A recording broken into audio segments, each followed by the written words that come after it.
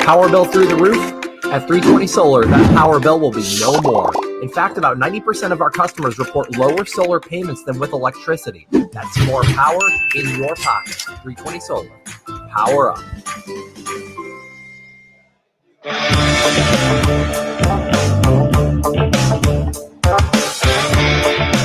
Going solar with 320 may cost you nothing down. But the work we do is not a $0 job.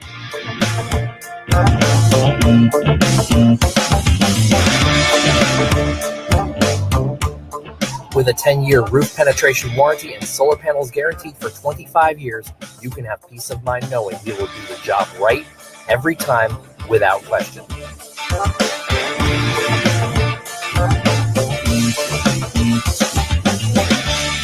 320 Solar. Power up.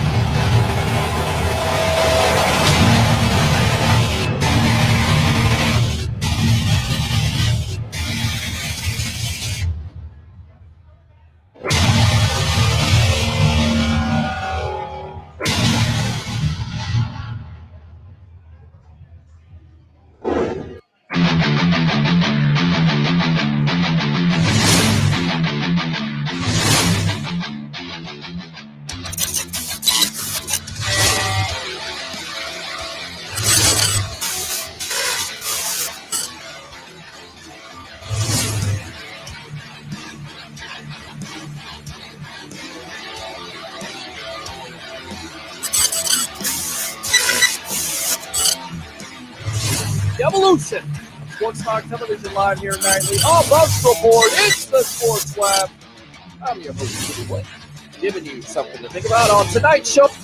Let's give you something to think about. The Tampa Bay Buccaneers beat the Atlanta Falcons to move to 11-5, clinch the 5th seed.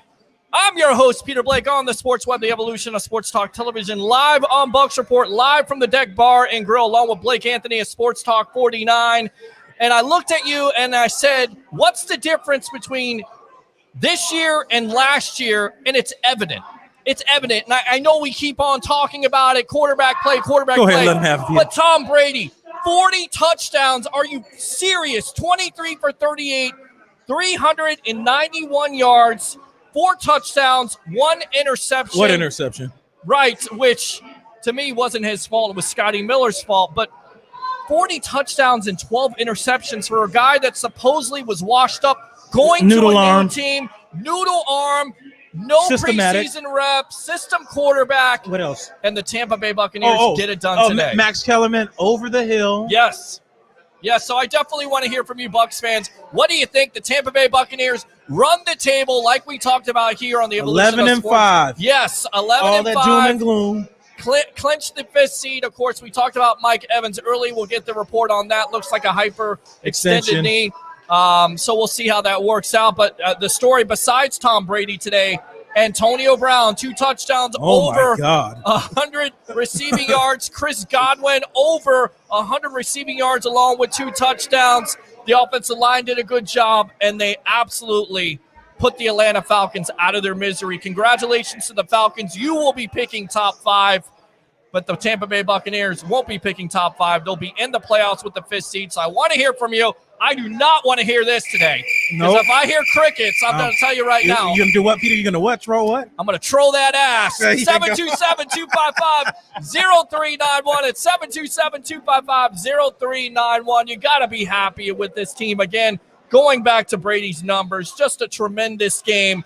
And when you need a clutch catch, when you need a clutch pass, Brady's there, threads the needle for Chris Godwin, 47 yards, gets it to Antonio Brown on some big plays. The victim of volume comes up just a little bit short from that 100 yards, but he was an important part of this win, and the defense makes a big play. Your guy, Sean Murphy-Bunting, who had a rough told you. first game, comes back and gets a turnover. Bucs defense lets the Falcons get back into it. A rough third quarter, but they close it out in the fourth quarter like great teams do, 44-27. So again, we're live here at the Deck Bar and Grill as the Bucs move to 11-5. Your thoughts? Only asterisk you can put on this game is the quote-unquote interception, which ultimately gave Atlanta a chance to score in the game. Otherwise than that, Tampa was in full control this entire game. They missed a couple key touchdowns earlier that they could have scored, could have been worse, but it's football. Kicker made his kicks. They pretty much were in control this whole game. It would have been nice to see a blowout earlier and see the starters come and get a rest. Sure. But in a way, I don't really like that because you have to play next week. So, I mean, you're resting up. You kind of get, out of sync a little bit. But these Buccaneers in this second half, especially in that fourth quarter, finish strong. And it always ain't how you start, it's how you finish, as we said all year. Peter. Absolutely. So how do you feel, Tampa Bay Buccaneer fans? Let us know. 727-255-0391. It's 727-255-0391. You look at the final numbers here. Antonio Brown, 8 catches for 127. He had a couple there. They were kind of, did those count? I guess those counted as catches, or did they count as runs? If he runs in front and you toss it in front, it's considered a pass. Okay. Now, if he hands it off, obviously it's considered a handoff. So it's interesting to see how that stat looks. Yeah, give me those official numbers, because I don't want to. I definitely. But yeah, right, exactly, exactly. But at the end of the day, 4 touchdowns for Tom Brady. Of course, we talked about the 1 interception. I mean, what's the final tally on those numbers? Nope, they considered those passes. Okay. So Brown, 11 receptions, 138 yards, and 2 TDs. 138, and you told me you feel like he still has it. I mean, I don't think he ever lost it, but he definitely has it. You saw he can get away from you. I think there's a lot of Bucs fans that are kind of worried about Mike Evans, as you should. Of course, at the beginning of the day, the big-time story was if he got the 40 yards, he would surpass a Randy Moss with 7 consecutive 1,000-yard seasons. He was able to do that, but of course he went out with an injury. Tell you what, let's go out to the phone lines. Let's go ahead and lead it off. You're on with yours truly, along with Blake Anthony at Sports Talk 49. What's your name? Where are you calling from? Bucs win over the Atlanta Falcons 44-27. What do you have to say? First of all, go Bucs. Second of all, I am Alex. I'm up here in Baltimore right now. We talked last week, but we did. Number 1, go Bucs. Finally, it's been so long. Years of horrible coaching, up and down, you're right. left to right, and finally back in the playoffs. But Absolutely. I want to give a couple shout outs I saw this game. Number Sure. 1, let's give a huge praise to the defense. Sure. We had how many guys out this year? You had guys like the Dominican Sue step up. We had Sean Murphy Bunting step up. Correct. We had a few good guys step up. You're exactly right. Coming into this game, yeah. I am hoping next week that we get some of these guys back, but I got to say, starting off right now with the defense, I think the defense played good, all things considered. Well, what do you think on that? I will tell you there were times in this game where they made it a little bit too close for comfort. Of course, the Atlanta Falcons got back into a 23-20. Big, long run by Brian Hill, which you barely ever see. 62 yards. Looked like he definitely hit the edge. But you're missing Devin White. You're missing a Shaq Barrett. Of course, you're missing a Steve McClendon, so the Bucs are definitely, down in this game. Basically, you're kind of, looking at it from the standpoint of you don't have all your starters there, but you still make a stop when you need to. You're still making stops. Give the Falcons credit; they played their asses off the first 3 quarters, but at the end of the day, because I was getting a little nervous. Come at the end of the third quarter, but then we kind of do what we usually do and step out. Yep, third quarter was dominated by the Falcons. Yes. It was so good to see Mike Evans get his 1,000 yards this year. What do you think about that?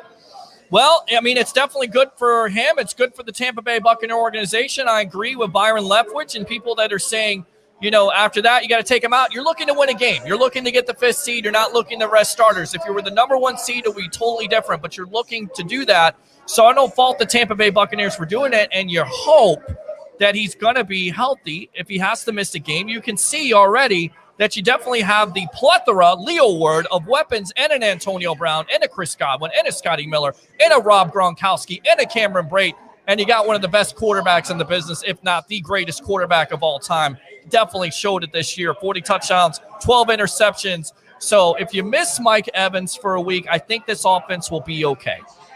Good to see Ronald Jones get the ball too. Did he happen to reach his 1,000 yards? No. He did not. He was short. He was 12 carries for 78 yards, 1 touchdown, about 20-something yards. Okay, cool. That would have been so nice to see both guys get that. But absolutely. Hey, all in all, great win. I'm so glad to see the Bucs back in the playoffs. What do you guys think we have to do different this week or next week than what we did this week to keep on going? For me, it's not only to me. It's what do you think? I mean, for me, I think offensively, you did everything you could. There were times here you had a critical turnover with Scotty Miller in the third quarter, which put them back in the game. But overall, I think it's get healthy, get guys healthy. I think the offense overall looked very good. Like I said, he got Scotty Miller got a couple good plays out there. Right. Before Mike Evans, he was looking good. Prayers to Big Mike. Hopefully he's okay. Hopefully maybe only miss a week. Right. Of course, you got AB. What about AB having a heck of a game this week? Yeah, he made a couple of huge plays for the Bucs on offense. There was never ever any doubt that he had the talent. We all knew that he had the talent. What we had the doubts about was the character and what he would be off the field and in that locker room. He's been a model citizen, and you can see now what Bruce Arians was talking about. Different. He has a great attitude. He's in it, right? He's not on the end zone. Right. He's not at the end zone being ignorant. Yep. Right. He's actually, he's appreciative. He looks appreciative. Right. And thankful for the opportunity. Well, he has a legitimate opportunity to win a Super Bowl with Tom Brady and this team. And again, I keep on going back to it. It's Super Bowl or bust. Alex, we got to run. Let me go ahead and fire those cannons for you. Go Bucs. Let's get the Super Bowl, man. All right, let's go. Let's go out to the phone lines. Welcome to the evolution of sports talk television. What's your name? Where are you calling from? This is Nate. I'm calling from Orlando. All right, Nate. What do you think? Bucs are 11-5. What do you have to say? I love the Bucs. Love the Bucs and watching the Bucs. Turn it. I can't hear you. Turn up your phone a little bit there, Nate, please. You can hear me? You can hear me now? A little bit. Turn it up more. How about now? There we go. All right. Yes, I love the win today. My biggest issue with the Buccaneers is our cornerbacks. Okay. Our cornerbacks is our weakest point. We've been weak at cornerback and safety spots since 2002. Right. We have never been able to fix that part of our game. Mm-hmm. That's the only thing that I'm afraid of. And for us to get to the Super Bowl, we need that correct. Our defense, our linebacker core are great. Front sevens are great. It's our weakest point is the cornerback position. Let me go to Blake Anthony. Nate says that the cornerback or the back end is the weak part. Do you agree with that? Because I thought they did a pretty good job today against Ridley. They let Gage get off a little bit there, but against Ridley overall from the first matchup, I thought they did a pretty good job. Oh, yeah, definitely. Took Ridley away. That's why they had to go to Gage. And they went to the backs underneath. They totally caught me by surprise. They went underneath heavy this game, and they were taking advantage of the deeper coverage. They did not give up chunk yardage in this game, which they did last time.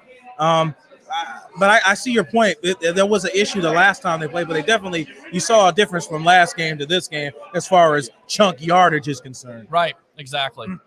Yeah, I mean, but to beat a team like the Packers, Aaron Rodgers is not going to play the same way he played last time. Mm-hmm. He's going to step up this game just like usually Tom Brady does. Sure. So our back end needs to be a lot better than what they have been playing. The first 5 games was great, and all of a sudden it's like they got a little cocky, and now they're just like. It's horrible to watch. It's horrible to watch. I don't necessarily think they were horrible. I think there's points in the game where I get what you're saying, and I look to Blake again. Jamel Dean is not looking back at the ball. He's looking at the receiver. He's face guarding. He's lucky he doesn't pick up a pass interference. I don't think they're giving up, big plays all over the place. I don't think it's awful to watch. I think, again, coming into the game, you're missing Devin White, you're missing a Shacker, you're missing a Steve McClendon, so your pass rush isn't there, although credit to where credit is due. Sue, big time in that game there with the sack. But they do it in the fourth quarter, and look, I can't fault them. The whole game, the first 3 quarters, Atlanta really keeping it close, but the Bucs pull away in the fourth quarter, and I'll take that all day long. Again, it's not how you start, it's how you finish. Yep. Go Bucs. Go Bucs. Well, I love watching your broadcast. Thank you. Hopefully we take it to the Super Bowl here at Tampa. Diehard fan right here. Thank you for picking my call. Absolutely, Nate. Definitely use that second call. We appreciate you. Let's go out to Mr. Matt Colson. First and foremost, let me go ahead and fire those cannons. And then let's go out to Matt Colson live here from the Deck Bar and Grill in Isola del Sol. It's the Sports Web. I'm your host, Peter Blake, along with Blake Anthony of Sports Talk 49. Bucs win 44-27 over the Atlanta Falcons to go to 11-5, clinch the 5th seed. Go ahead, Matt Colson. What do you have to say?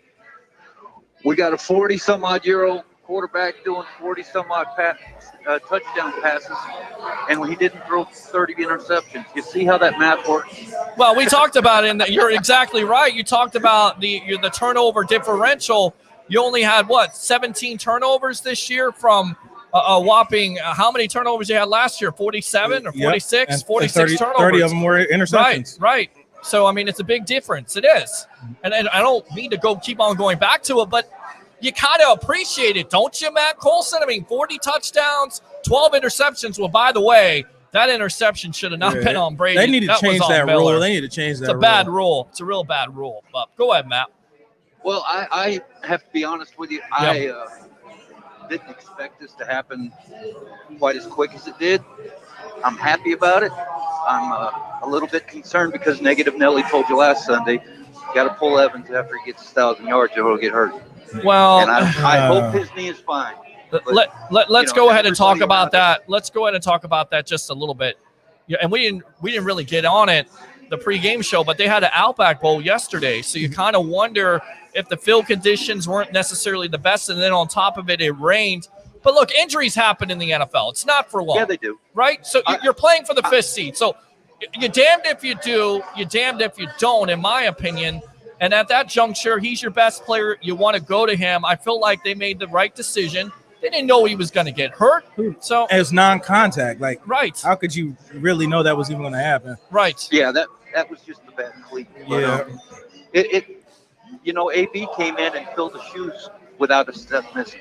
Exactly. Oh, God, yeah. We're lucky. We have the embarrassment of riches that we can. Well, I don't think they're lucky. They planned for this, Matt. I mean, signing Antonio Brown when they had injuries almost the whole year, with Evans starting off hurt, Godwin being hurt, Scotty Miller being hurt. So that's the reason why. And again, I said I would give it a chance.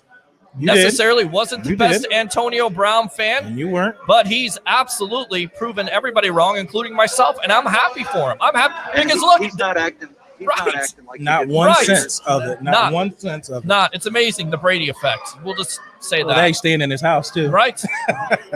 You got to go home to that guy who's a true competitor. Hey, where were you on that route? But I tell you right now, there wasn't much to not like about Brown and his running routes ability and just catching. No. And you get him out in space, he's still, even at 31, 32 years old, he has that explosive nature to him. He's electric.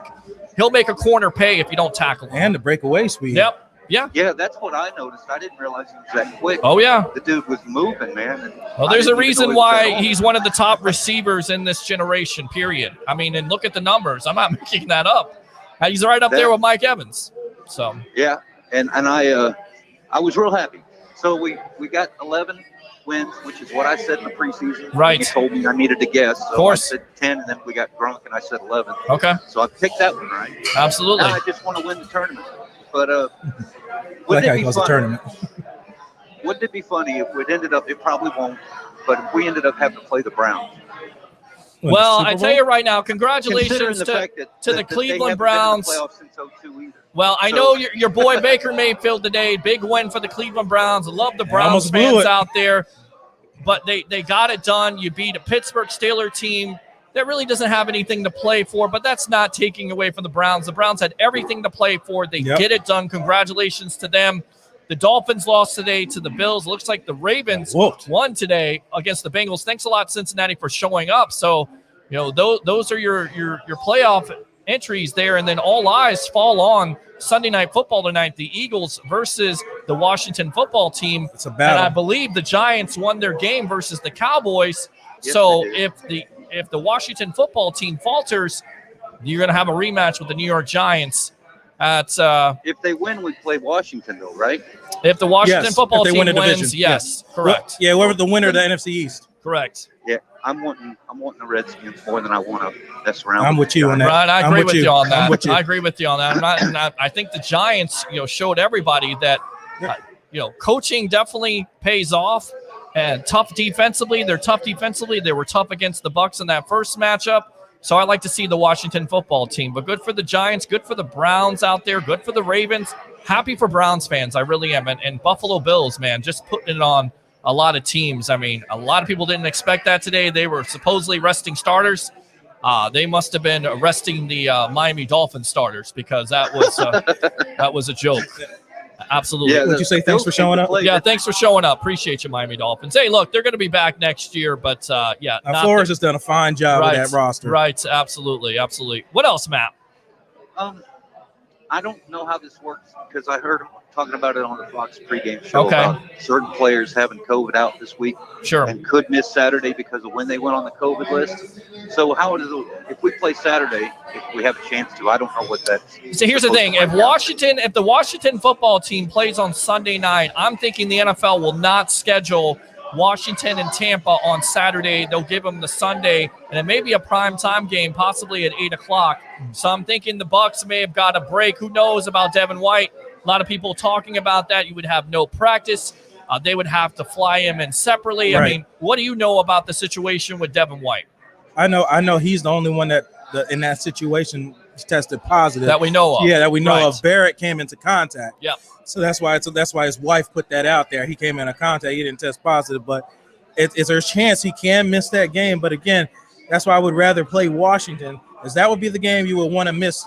Your Mike Evans and Devin White in that game. I'm not saying no Washington can't win. You got a Ron Rivera coach team, and you see that they turn around even with all the turmoil in Washington. Sure. He's still finding a way to get this team in playoff positions. Now, with that being said, that's definitely a game I think they could win without those guys. You just saw Kevin Minter come out and play well. You just saw Antonio Brown, Chris Godwin, and the total offense flow as if it's never flown before. So I'm confident in that matchup. Yeah, I'm confident in that matchup too. Again, you like to have Devin White back because you look to him as a young defensive leader, 140 tackles, 9 sacks. But like he said, Kevin Minter today played well. I've seen a couple times where he was supposedly on pass coverage. They got sucked in on the touchdown to Hayden Hurst. Yep. That's been a consistent thing with the linebackers. That's one thing to look to and hopefully improve on. But besides that, maybe the big run overall, I thought the Bucs defense did a pretty good job, especially in that fourth quarter, shutting things down so the Falcons couldn't get back in the game.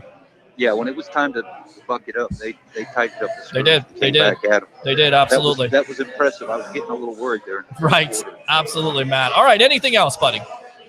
I just want to say, you mentioned it, Ron Rivera, with all of his cancer and everything else that he went through this year, Sure. to manage to have the formerly known as the Redskins Yep.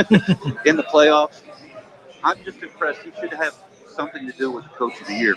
Well, I know there's other guys that flipped rosters and did all kinds of other things and made a lot of noise, but he deserves some kind of credit for managing to keep that team together with all of that. Sure. I mean, the organization and upheaval, Leo Word, in the offseason, you have an owner, you have all the sexual allegations, you have all the player change and COVID going on and missed reps and multiple quarterbacks and new players. And Ron Rivera is the perfect coach for that situation and that organization. I absolutely agree with you. What he's done, even with being in a bad division like the NFC East, definitely deserves some recognition for what he's gone through and how he's been able to triumph. And you know what? There's going to be some talk tonight. If they beat the Philadelphia Eagles and get to the playoffs, some people are going to definitely be talking about Rivera, and he was the right man for the job. He really was. He is. He's a great coach, and Sure. He found himself a home. Yep. I think he's got a roster that's going to get really good if he can stay healthy. So that's the only thing I'm concerned he'll have relapse or something, but that's negative Nelly coming out of you. That's all right. Anyway, I just wanted to say go Bucs. We did a great job this week. Next week's going to be odd being in the postseason. I'm not used to having all that. I have to tie myself to the TV now because I'm used to using this time of year to go out and do other things. Well, you first made the mistake of watching. You admitted it on air. You watched the Fox game pregame. You should have been watching this pregame right here. Shame on you. It's the evolution of sports talk television. There's no live Bucs pregame going on television-wise, so you should be watching this. And then we'll be with you here. I got the Sunday ticket. It comes on with a Sunday ticket that tells me I got an hour to go. That's no excuse, Matt Colson. No excuse at all. Don't try to backtrack. You're a webhead. You're supposed to be on here. I expect you to be on here tomorrow, Wednesday, Friday, and, of course, most likely Sunday here as we'll be live from the Deck Bar and Grill. Good stuff here. Let me go ahead and fire those cannons. There we go. Appreciate the call, Mr. Matt Colson. Absolutely, buddy. You guys have a good afternoon, and we'll talk. You too, Matt. Either next week or sometime next weekend, I'm sure. Next week, we're going to be talking on Monday night. You better be here. Thanks a lot, Matt. Appreciate you.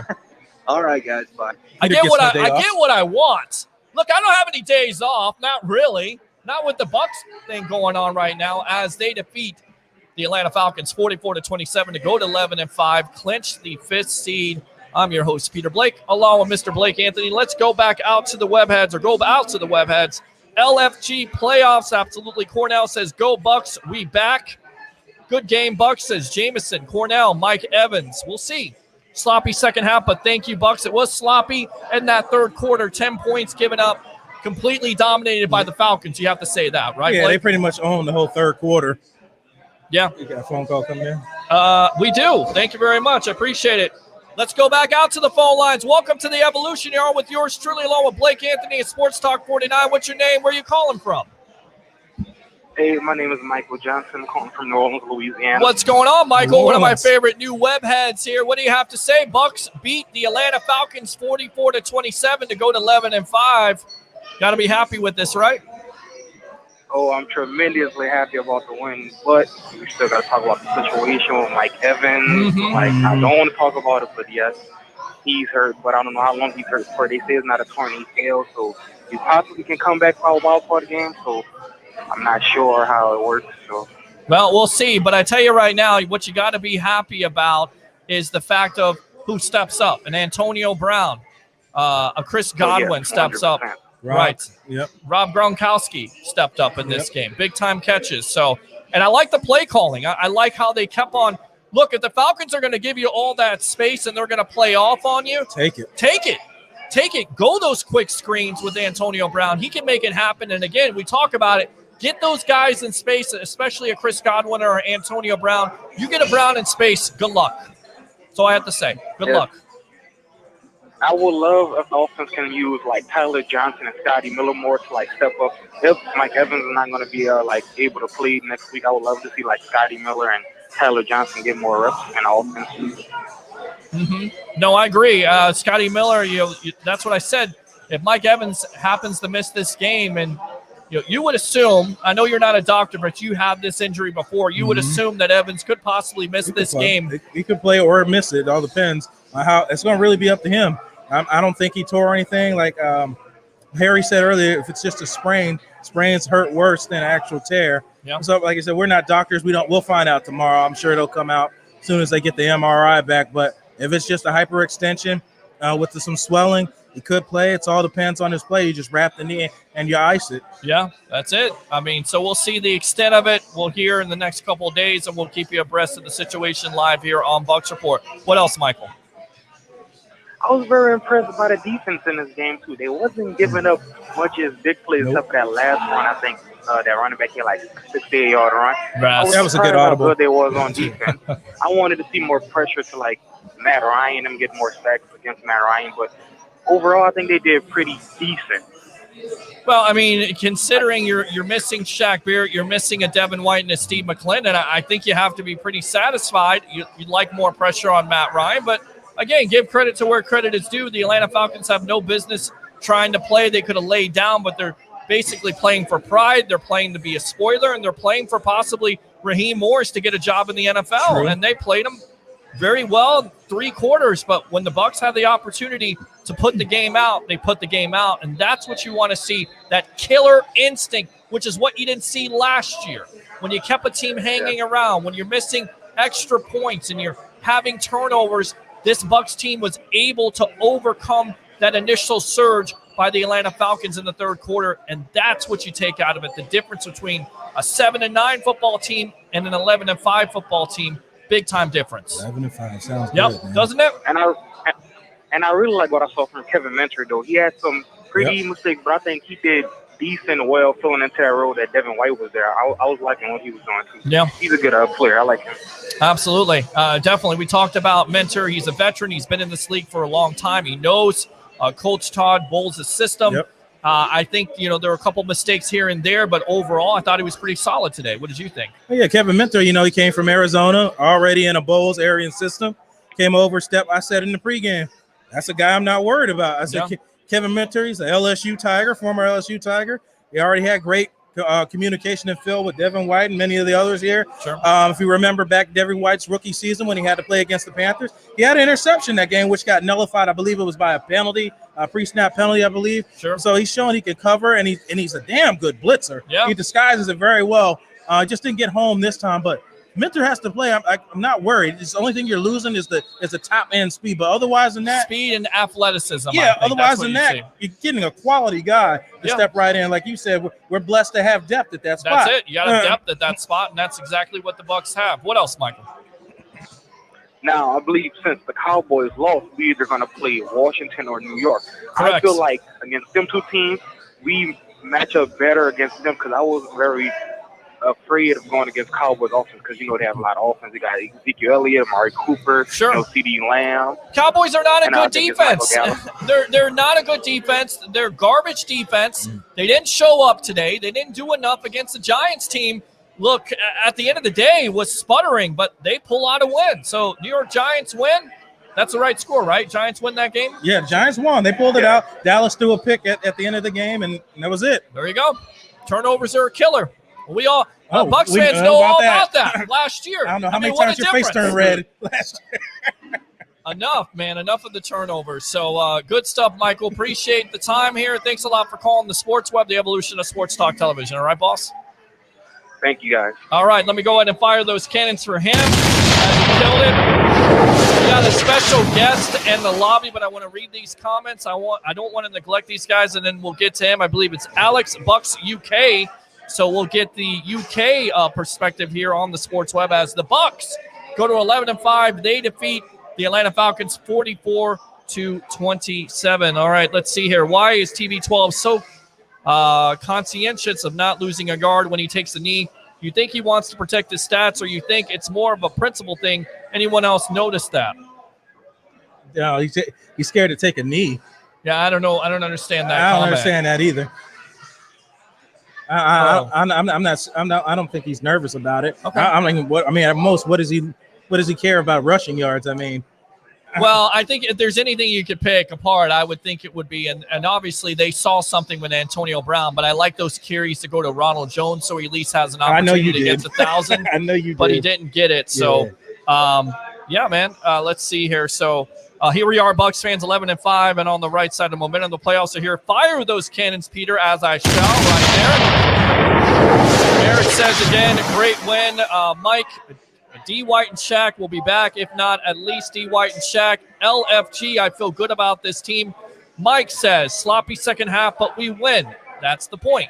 Ben says, SMB got his swagger back. I called it. Agree with that? You did. You did call it. He had to definitely step up. Milo says, nice finish. Jameson said, so who do we play next? All eyes. All waiting. Will be tonight on Sunday Night Football, Bucs fans. Ready. Absolutely. Watch and see if the Washington football team can win. If they win, that's who you're facing possibly next Sunday, because, again, I don't think the NFL would schedule a Saturday wildcard game if a team plays on Sunday night. I'm just not sure if they do that. And at the end of the day, I think you want Tom Brady on Sunday Night Football, don't you, against the Washington football team? Prime time. Right. Well, we'll be here for you.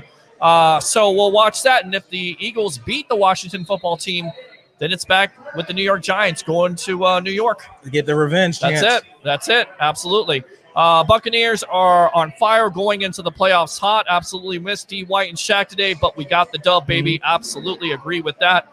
Ben says, way to finish, great way to go into the playoffs. Ethan, who did what? Oh, yeah, we did it. LFG. That's what I like to see. Wes says, man, this is a great day to be a Buck. Yeah. Rob, Arians nailed it on AB insurance policy. Absolutely. Jameson, hello from York Haven, Pennsylvania. Who the Bucs play next? Again, we went just through that. We're waiting.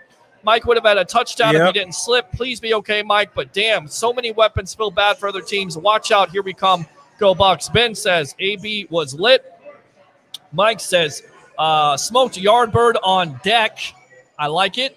Godwin is lit. Ben Parrish says Gronk was lit. Everybody was lit. I'm a little worried about the defense. Are you worried about the defense, or does it come back down to missing 3 defensive starters today, and a Devin White, and a Shaq Barrett, and, of course, a Steve McClendon?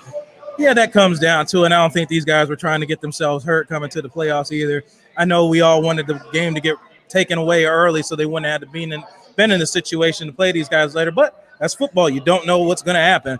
So for all in all, I'm not too concerned. The big run, I think most people are talking about, it was a great audible by Matt Ryan. He read that they weren't blitzing, and he called the audible run. They blocked it up. Gets the edge. Got the edge. It was great. It was a great audible. And good for Antoine Winfield to make that tackle. Make the tackle. I didn't know he was that fast. Right. I knew he had some wheels. I didn't think he was that fast, but he hawked him down and stopped him. Yep, absolutely. So let's see here. Let's go back out to the webheads here. Please let Mike Evans be okay. Same here. Deshaun, 22 yards away. It's a Bucs line. It's your fault this happened. Yeah, Deshaun, here you go for that. That's what you get. I love our guys, but AB is a special talent. Yep. You can see in his route running and speed alone, he just looks different catching the ball than a physical Evans, but it breaks me to think finally we make the playoffs and Mike might not get to experience it. Again, I'm not sure how long he's going to miss. We'll see. We'll get you the update on it. Could be just a hyperextension, could be a little bit more serious. The next couple of days, we'll let you know. Giants win. Absolutely. Has the Buccaneers ever swept 2 division rivals in the same year? Right? I can't remember. The last time they swept the Falcons, I believe, was in 2007, was it not? Goes all the way back. When they made playoffs the last time. That's correct. Right. Yep. All right. Johnny Dean says, break out the brooms. Yep. Harold says, AB's the wild card. He's the only wide receiver with playoff experience on the team. Craig says, can we put the team in a bubble now? They're not going for it. I don't know if that's going to happen, but we talked about that. Our linemen are fire, who kept Brady clean pretty much all season to see us finally having a strong run game. Donovan Smith today, didn't talk about him. I thought the line did pretty good. There was one blitz on the corner there. Atlanta was reading it. That's what they do. We'll get back to that in a moment. Let's go back out to the phone lines. Welcome to the Evolution. You're on with yours truly, along with Blake Anthony of Sports Talk 49. What's your name? Where are you calling from? Hey, what's up? It's DeShauntis from that county, Georgia. Okay. There we go. We get a win right now, so I'm going to give a woo! Woo! Right I think we're all doing that right now. That Ric Flair swag, style, and profile. And I think there's a lot of Bucs fans right now that are doing that in the streets of Tampa and feeling pretty good about it, especially with the Tom Brady. I mean, goodness gracious, you talk about Ric Flair and how old he is. This guy has seen the fountain of youth in Brady. 40 touchdowns, amazing. And who's the only quarterback to do that in history? Peyton Manning. And he passed it. Yep. Listen, he's done great. I feel like the team's, clicking on cylinders right now. I like the way the offense is coming out. At this point, 2 weeks, we put up plus 40. We're average 30 for the season at this point. Yep. So this is definitely a team that is ready for the playoffs. I think they came out in that first drives in the first quarter, really smash mouth in a playoff atmosphere. Just pounding with Fournette and then getting to the passes and showing you that if you want to get tight to stop the run, we'll take advantage of you. You can't do that against this team. And hey, even missing a couple of pieces, shout out to Benning Pateo. And I also saw Khalil Davis getting there, a couple quick twitch. I think he got out of gas one time. Yep. Made cause a run. But even Cam Gill, getting in there. I know Sue got credit for the sack, but he showed very much speed to power on that outside, pushing that tackle back and just sealing off Matt Ryan so that Sue could come in there and get that sack. I mean, listen, missing 3 major pieces. Mitchell did okay as well. Obviously, he's not what Devin White is. But guess what? He filled in formidably, and I think that that type of depth to fill in until we get back. Once we get Carlton Davis back and Shaq Barrett on this defense, hey, this is still going to be a defense that is does what it does and comes out here. SMB was able to redeem himself a little bit. Yep. That's without Carlton Davis, by the way, right? You don't have Carlton Davis. Look, I get it. You come into the game 22nd. You don't have your best cover corner in a Carlton Davis. You still get it done. You hold Matt Ryan under 300 passing yards there.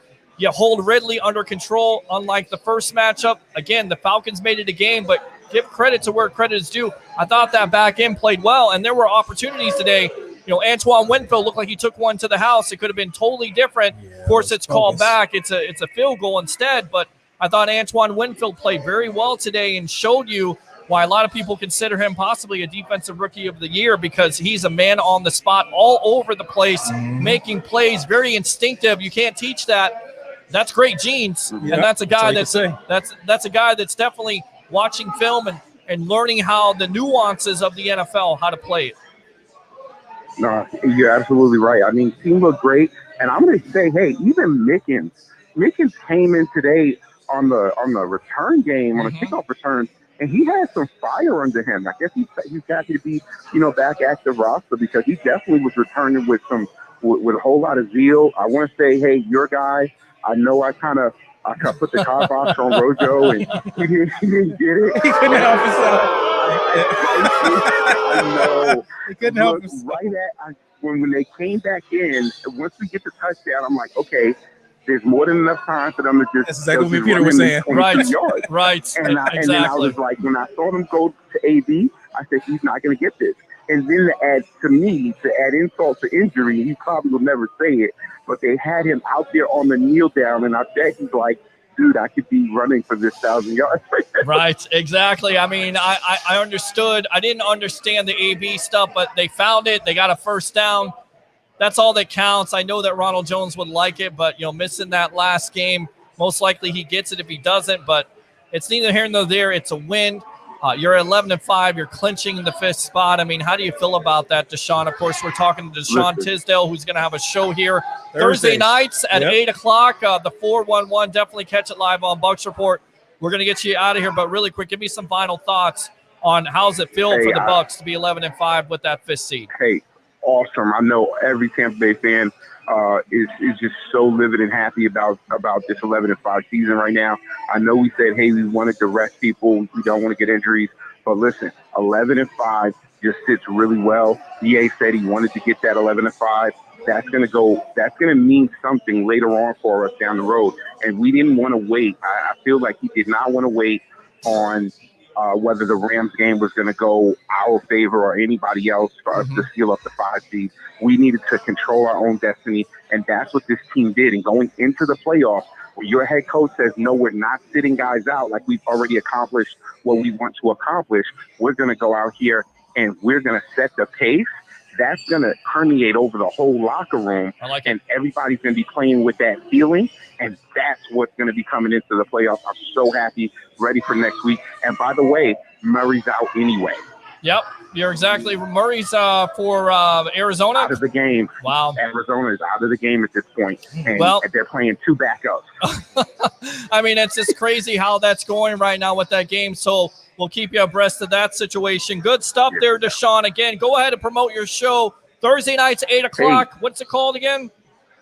Hey, this is Deshaun Tisdale. You can catch me from 7 to 8 this Thursday, Deshaun's 411. I'll see you there. Fire those cannons. All right, we will do that. Fire those cannons right there. All right, let's go over to the UK here. We'll get back to the comments in just a moment. Let's go out to Alex from Bucs UK. Welcome to the evolution of Sports Talk Television after that Bucs big-time win, 44-27 over the Atlanta Falcons to go to 11-5. What do you say, my friend? Welcome to the evolution.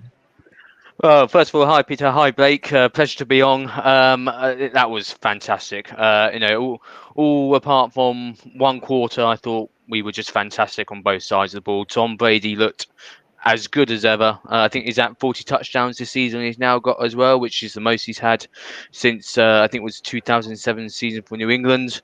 Right. Rojo running as hard as ever. He wanted that 100, didn't quite get it. Antonio Brown, outstanding, stepping up when, unfortunately, Mike picked up that horrible injury. We're waiting to hear, of course, what the outcome is on that one. Defensively, as you've mentioned, Antoine Winfield Jr., definitely should be in the running for Defensive Rookie of the Year. He's been absolutely outstanding for us. So what a pick he was to bring him through the draft and get him into our secondary. And there was big plays that were made on that defense, and with the losses of White and Shaquille Barrett, players need to step up, and they managed to do that. And that's what you need, especially with us going to the playoffs. He's got to be next guy up. And I think our defense showed that they can cover. Should we have big players out, the defense can step up, as can the offense, as we saw with Antonio Brown. The talent we've got offensively, you can't question. It's on paper. For me, it's the best in the NFL, and I think we saw it on display today. It really is here, Alex. And here's the thing. The great thing about this is that even though you lose Mike Evans and, early on in the game after he gets the 1,000 yards, in your opinion, let's talk about that really quick. He gets the 40 yards that he needs, over 40 yards receiving. Then he goes out with the injury. Are you feeling comfortable with the effort today of Brown and Godwin that you can maybe rest to Evans in that first round, get him healthy, and look to the second round? 100%, but we've seen that over the course of the season as well. There's been times when he's been taking out the game completely in double and triple coverage, and we've got the players that can step up. You mentioned Brown and Goldman, but Scotty Miller, I know he had the drop today, but Scotty Miller, he's more than capable of making big plays. Tyler Johnson, again, another player can step up. So if we need to rest Mike, if he's not going to be quite 100%, we've got those wide receivers that can definitely step up and make plays. Absolutely. You talked about Tom Brady, and somebody told me off here the Bucs are going to blow it, and I said, no way. There's a difference with this team. Go ahead and give me your thought process on the difference in this team, which is obvious here. Tom Brady, 40 touchdowns, 12 interceptions. I don't even think you can blame that interception on him, but you look at him, he looks just magnificent, if you will, in that fourth quarter. When he need a big conversion, he's able to get it. When he needs him to throw down the field and be accurate, you get it with a Godwin. You get it with an Antonio Brown. Talk about the difference between last year's team and this year's team, in your opinion. It really is only one player. Yes, we have got other changes that we've made, but bringing Brady in and letting Winston go, that was the big change. And Brady's quality, Brady's experience, I think that's what has really done it. Last year we could tell that we had quality on this team. We knew it was there. It just wasn't quite clicking. And Brady's coming. He's coming with his, as I say, he's coming with the experience he's got. He's got all those Super Bowls to his name. He knows what it takes to get to the playoffs. And you could argue that we were that one player away. Yes, of course we brought Gronk in as well. But for me, OJ Howard and Cameron Brate, they were both great ends. Great tight ends. Of course, Gronk is on another level. But it was really the leadership, the calmness, and just that quality that Brady has. You just can't put your finger on what it is. He's special, Brady. He's a winner. He's a natural born winner, and I think he's just made all the difference this season. Particularly when you look at our record last year compared to what our record is this year, and it's really only one player, and of course other players stepping up. But I think Brady is the reason for all that. Absolutely. We got Alex of the Bucs UK here. Go ahead and promote your podcast, which can also be seen here on Bucs Report, right? It can, yes. So we're on YouTube at Bucs UK, and we release our podcast weekly. Our next episode will be out probably Thursday this week. And as you say, there's links to us on Bucs Report. We're on social media as well, Twitter, Facebook, and Instagram. Our website is bucsuk.org, where we have a forum, and any and all Bucs fans are welcome. We just chat about the Buccaneers on there. We've been going since 1984, and we've got over 400 members, and we're continuing to grow. And one thing we are extremely proud of as an organisation is we have a very close relationship with the Tampa Bay Buccaneers front office. It's something we're very proud of, and we never take advantage of it either. We get along so well with the Bucs, and they've been great to us. So please do come and check us out, and hopefully we might see more people on our forum as well. I'm tell you right now, speaking of growing, the growing confidence, not only in fans with an Antonio Brown, but you look at his catches today, 11 catches, 138 yards, 2 touchdowns.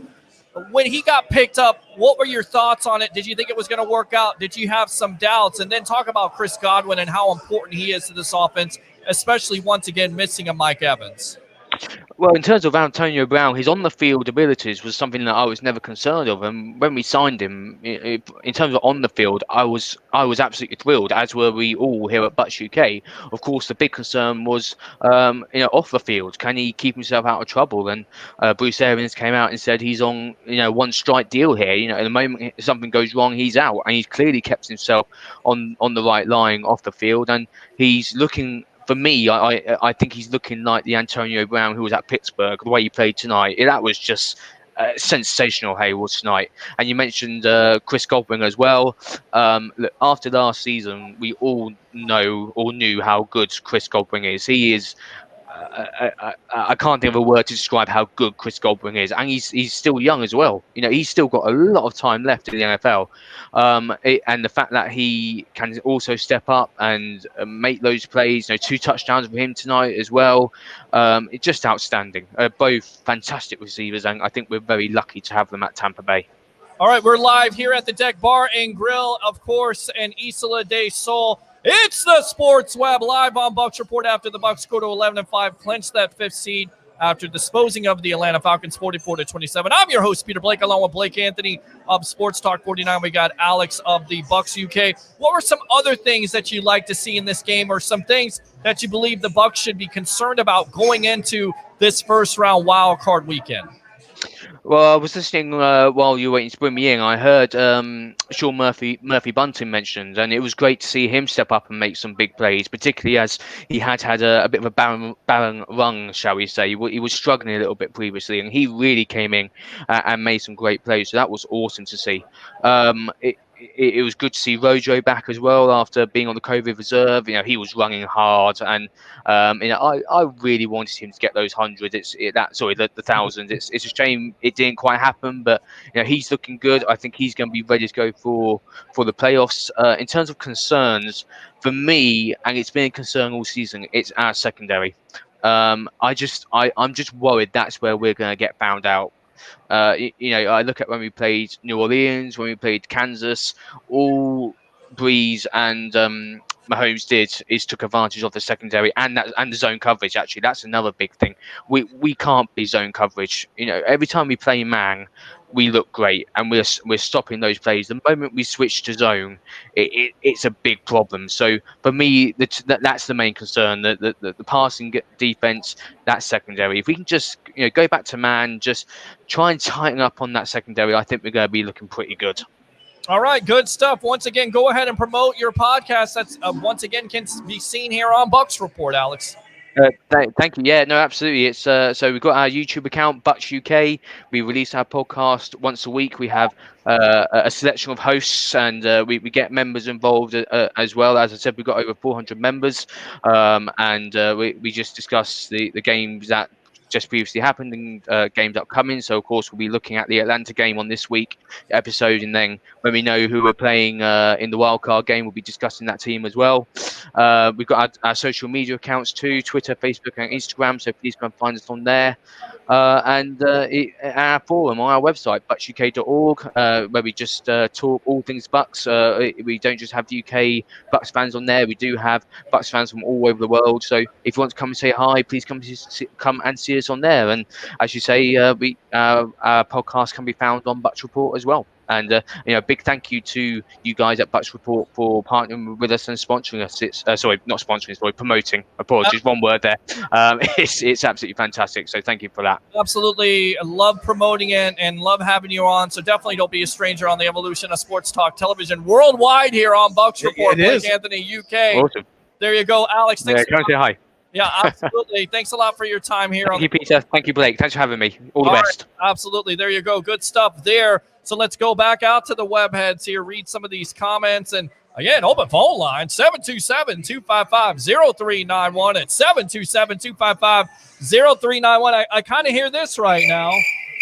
No, you can't give them that. They've been good. A little bit. Good today. A little bit.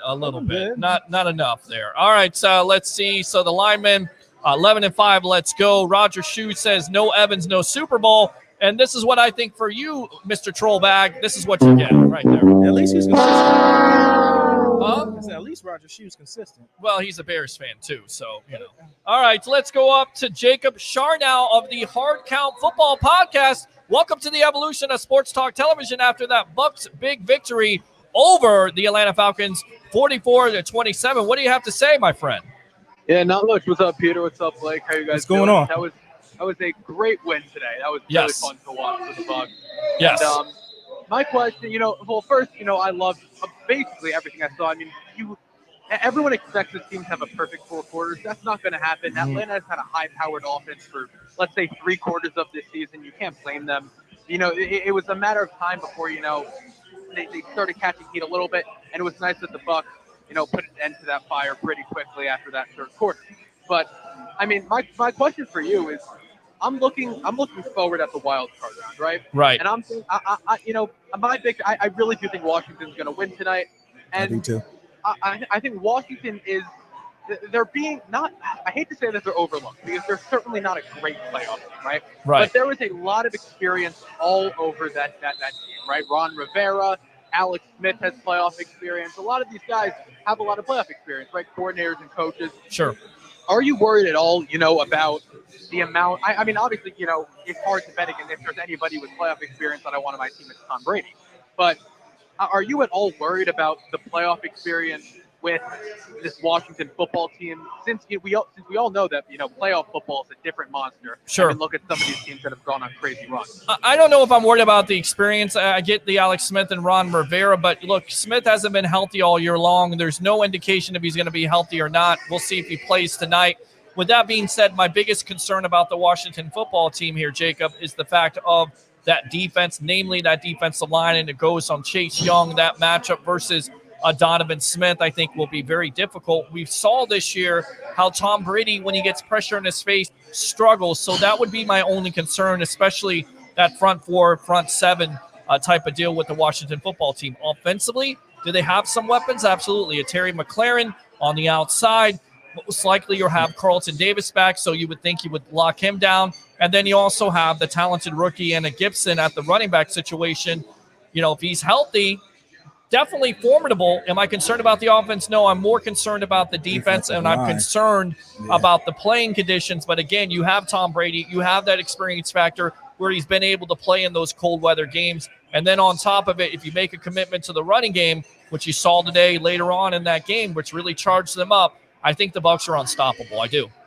Yeah, no, they're catching heat at the right time. I'll definitely give them that. Right. I mean, I do also worry about the defensive line because we've seen them tear apart almost every single team they've played, whether or not they've won the game. But we've seen them pretty much tear apart every offensive line they've played. Yeah. I am, the Donovan Smith has played pretty well in the second half of the season. Like it's gone pretty unspoken, but he's been playing pretty well. I think he has too. Yeah. Is he going to be able to hold down a Chase Young? That's yet to be seen, but this Bucs offensive line has certainly been impressive lately, and I don't really worry. I really do think that the Bucs are going to come in and rout the Washington football team or the Giants, no matter who they play. Mm-hmm. They're really hot right now, and it doesn't seem like there's a lot of teams that can stop them for 4 quarters of football.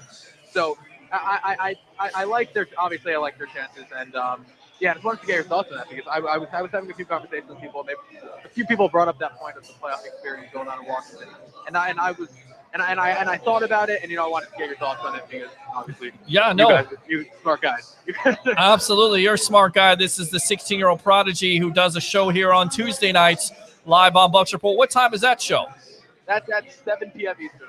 7 p.m. There you go. Hard Count Football Podcast, which can not only be seen on Bucs Report on Facebook, but also on YouTube, doing great stuff there, Mr. Jacob Charnow. Got to ask you, I picked the Jets today for some reason to get an upset over the Patriots, and they didn't come through. So there's been some talk of Urban Meyer going to Jacksonville, and my thought process here, and it looks like the Bears just recovered a big-time fumble there. Mm-hmm. All right, Bears recovered a fumble. Right now it's tied between the Bears and the Packers, but Meyer could end up with the Jacksonville Jaguars. In your opinion, would that open the door to Trevor Lawrence or possibly Justin Fields? That's interesting. I really it's going to come down to whether or not how Justin Fields does against Bama in that national championship. Mm-hmm. I don't want to get too ahead of him. Obviously, Justin Fields plays fantastic and poor part Clemson, but I don't want to get too ahead of myself. with this Justin Fields is some generational quarterback talent. Just because Trevor Lawrence had one bad game and Justin Fields let them up one time. If Justin Fields lights up Bama like he did Clemson, then we start having that conversation. And I really do think that Urban Meyer's going to end up in Jacksonville, like you said. And is it going to end up opening the door for the Jets to get Trevor Lawrence after all this? I think after everything, probably not. I think Joe Douglas will consider all his options and end up getting Justin Fields at 2. But it seems like the Urban Meyer Trevor Lawrence connection is going to happen in Jacksonville, and I'm not really excited as a Jets fan to see how that goes. But it'll certainly be interesting because I don't think quarterback's not the only position that Jacksonville needs to fill. So. Absolutely, I agree with that, and they may go a different direction, but I doubt it. I definitely think they go quarterback, and I think the Jets could go quarterback too. Adam Gase, has he been fired yet? Not yet. I'm waiting for it. Okay, well, when you get, I don't hope for anybody to lose their job, but I feel like Adam Gase should have lost his job a long time ago. Let's go around the NFL a little bit here, Jacob. How surprised are you by the results today? Buffalo Bills really putting it on big to the Miami Dolphins. Cleveland Browns finally exercising their playoff, not getting there. Now they're back in the playoffs with beating the Pittsburgh Steelers. How surprised are you with all these results today coming out? Yeah, well, first, I think when you talk about someone losing their job, Adam Gase made $4 million coaching this team for one to just trade it to the ground. So I'm not gonna. That's okay. But looking around the NFL, I'm happy for the Browns. Obviously, 17 years, that's a lot of time. Now the Jets have the longest playoff drought in the NFL, which is unfortunate. That's whatever. The Dolphins got routed. That was an insane game to watch. Tua, I'm going to hear people freak out about him. He's a rookie, right? This was not even the season that a lot of people thought he was going to play in. Right. Looking at the first couple of weeks of whatever, everyone was saying, Tua shouldn't even play. And there's going to be a lot of talk this offseason about should the Dolphins take a quarterback with that Houston pick in the first round. Really, no. The answer is no. Why would you? Right. You have a guy like Tua, you draft him at 5, give him a chance, get him a receiver like Devontae Smith or Jamar Chase, and just let it see what he does. And if you want to bring Fitzpatrick back, go ahead. But I think Tua is still your guy, and you got to give him another chance for sure. On the flip side of that, Buffalo, man, I don't know who's going to be able to stop Buffalo that isn't the Kansas City Chiefs if they can't even do that. Buffalo, they're a complete team. Yeah, they really are. The Buffalo Bills are the scariest team in the NFL right now, besides the Tampa Bay Buccaneers. They're very hot. They're clicking on all cylinders, offense, defense, and special teams. And you got to talk about Josh Allen, boy. He has been something else for that team. His development, his progression, his third year now? That's been tremendous. And credit to where credit is due. The Cleveland Browns beating the Pittsburgh Steelers. They had to have that win. They beat the Pittsburgh Steelers. They get over the hump. They're getting into the playoffs. I'm happy for Browns fans. How happy are you for Browns fans and the Browns exercising that playoff curse? Man, I would have been really upset if they didn't make the playoffs. I really want to see the Browns in the playoffs this year just because I want to see, a lot of people have been hating on Baker Mayfield since the beginning. I've been a fan of him. I think that, it's all about how they use him. There's not a lot of Patrick Mahomes, Aaron Rodgers, Tom Brady guys who, no matter what you put around them, like Russell Wilson, they could perform well. Right? This Baker Mayfield's a guy where it's going to come down to coaching. Kevin Stefanski has done a great job with this team. Baker thrives in play action. He's gotten a lot better at throwing the ball than he was his first year. He's really developing nicely into a good franchise quarterback for this team. And Browns fans, they stuck to their team. They've been very loyal. They certainly deserve a playoff run this year. All right, Jacob Charnell, give me some final thoughts here and go ahead and promote your show, please. Yeah, for sure. Overall, just a great day to be a Bucs fan. I'm excited to see what you guys do in the playoffs. And then, so you can check out the Hard Count Football Podcast on YouTube and SoundCloud, and you can check out the Hard Count Football Podcast live, which is Tuesdays at 7 p.m. Eastern on the Hard Count Football YouTube channel, and then on Bucs Report as well. So come check that out, join the show, call in as always, just like this show. It's always fantastic, always a lot of fun. You guys feel free to come on whenever you want. There's certainly going to be a lot to talk about this Tuesday with Wild Card Weekend. Next weekend. Absolutely. Jacob Charnell of the Hard Count Football Podcast. Thanks a lot for coming on the Evolution of Sports Talk Television, all right? Yeah, of course, man. Thanks, guys. Appreciate you. There you go. Good stuff there. Let me go ahead and read some more of these comments here. Open phone line If you want to get on, talk about the Tampa Bay Buccaneers and their big-time win over the Atlanta Falcons, 44-27 to go to 11-5, clinching the 5th playoff seed, where they'll wait tonight to see if it's going to be Philadelphia knocking off the Washington football team. They would play the Giants, or Washington football team taking care of business. If they do, they will face Washington most likely next Sunday. We'll see. Winfield is a baller, says Harold. AB looks good, I have to say. Go Bucs, says Earl Harris. Let's go out to Dustin. Hopefully good news about Mike. Go Bucs. Earl Harris says number 51 is hot garbage. You agree with that? I think he's talking about Mentor, yeah. Just on that pass play, I mean, both inside linebackers have been getting killed on play actions, and he's no different. Yeah, guys, he said, and Johnny Dean says the best guys were slipping on the field all day long. We didn't mention it, but you played an Outback Bowl where you had Ole Miss yesterday versus Indiana, and then you basically, it's wet out there, so unavoidable. Guys are going to slip down. Guys are going to have injuries. It's a part of the game. You just have to go through it. Next man up mentality. Johnny Dean, 2002, 2005, 2007, but that question is rhetorical. Landon says, I love this team. Pac-Man 504, great Bucs win, but damn, feel bad for Big Mike, praying he's okay. I think a lot of people are mentioning that right now. Landon, do you think Brown stole that touchdown from Scotty? Scotty was in the back diving. I know what he's talking about. But Scotty was out of bounds, too. He wouldn't have caught it in bounds. Right. But I'm glad he caught it rather than him, because it was a touchdown, right? Which I don't think Scotty's would have been. Again, at the end of the day, it's a touchdown. For the first one there, it says Landon. Rojo looked good. Excited to see him and this team in the playoffs. Got this train rolling into the playoffs. Joyce says, I said if we made the playoffs, I'd be happy. Dang, we did. Let me go ahead and fire those cannons right there. Let's go out to Johnny Dean. You forgot 2020. We swept the Panthers and the Birds this year. Very true. You did. Ed says, who do we play next? Again, just waiting. We're waiting. We're waiting just like everybody else here. Update the score. Chicago Bears 10-7 over the Green Bay Packers. Of course, the Packers are trying to secure that number 1 seed. Of course, you got the Saints that are vying for it, the Seattle Seahawks.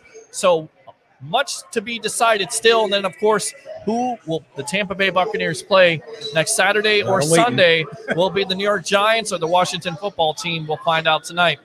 Johnny Dean with the sweeper there. Nice job, Bucs.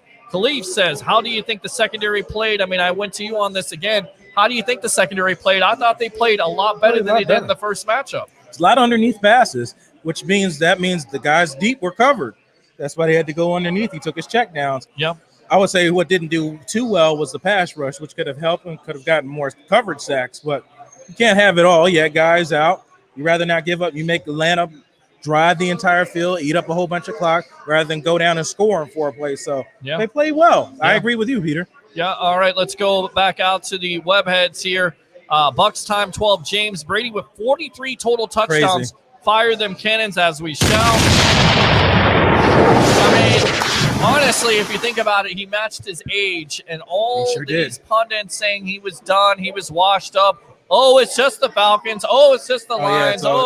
It's always something. Shut up.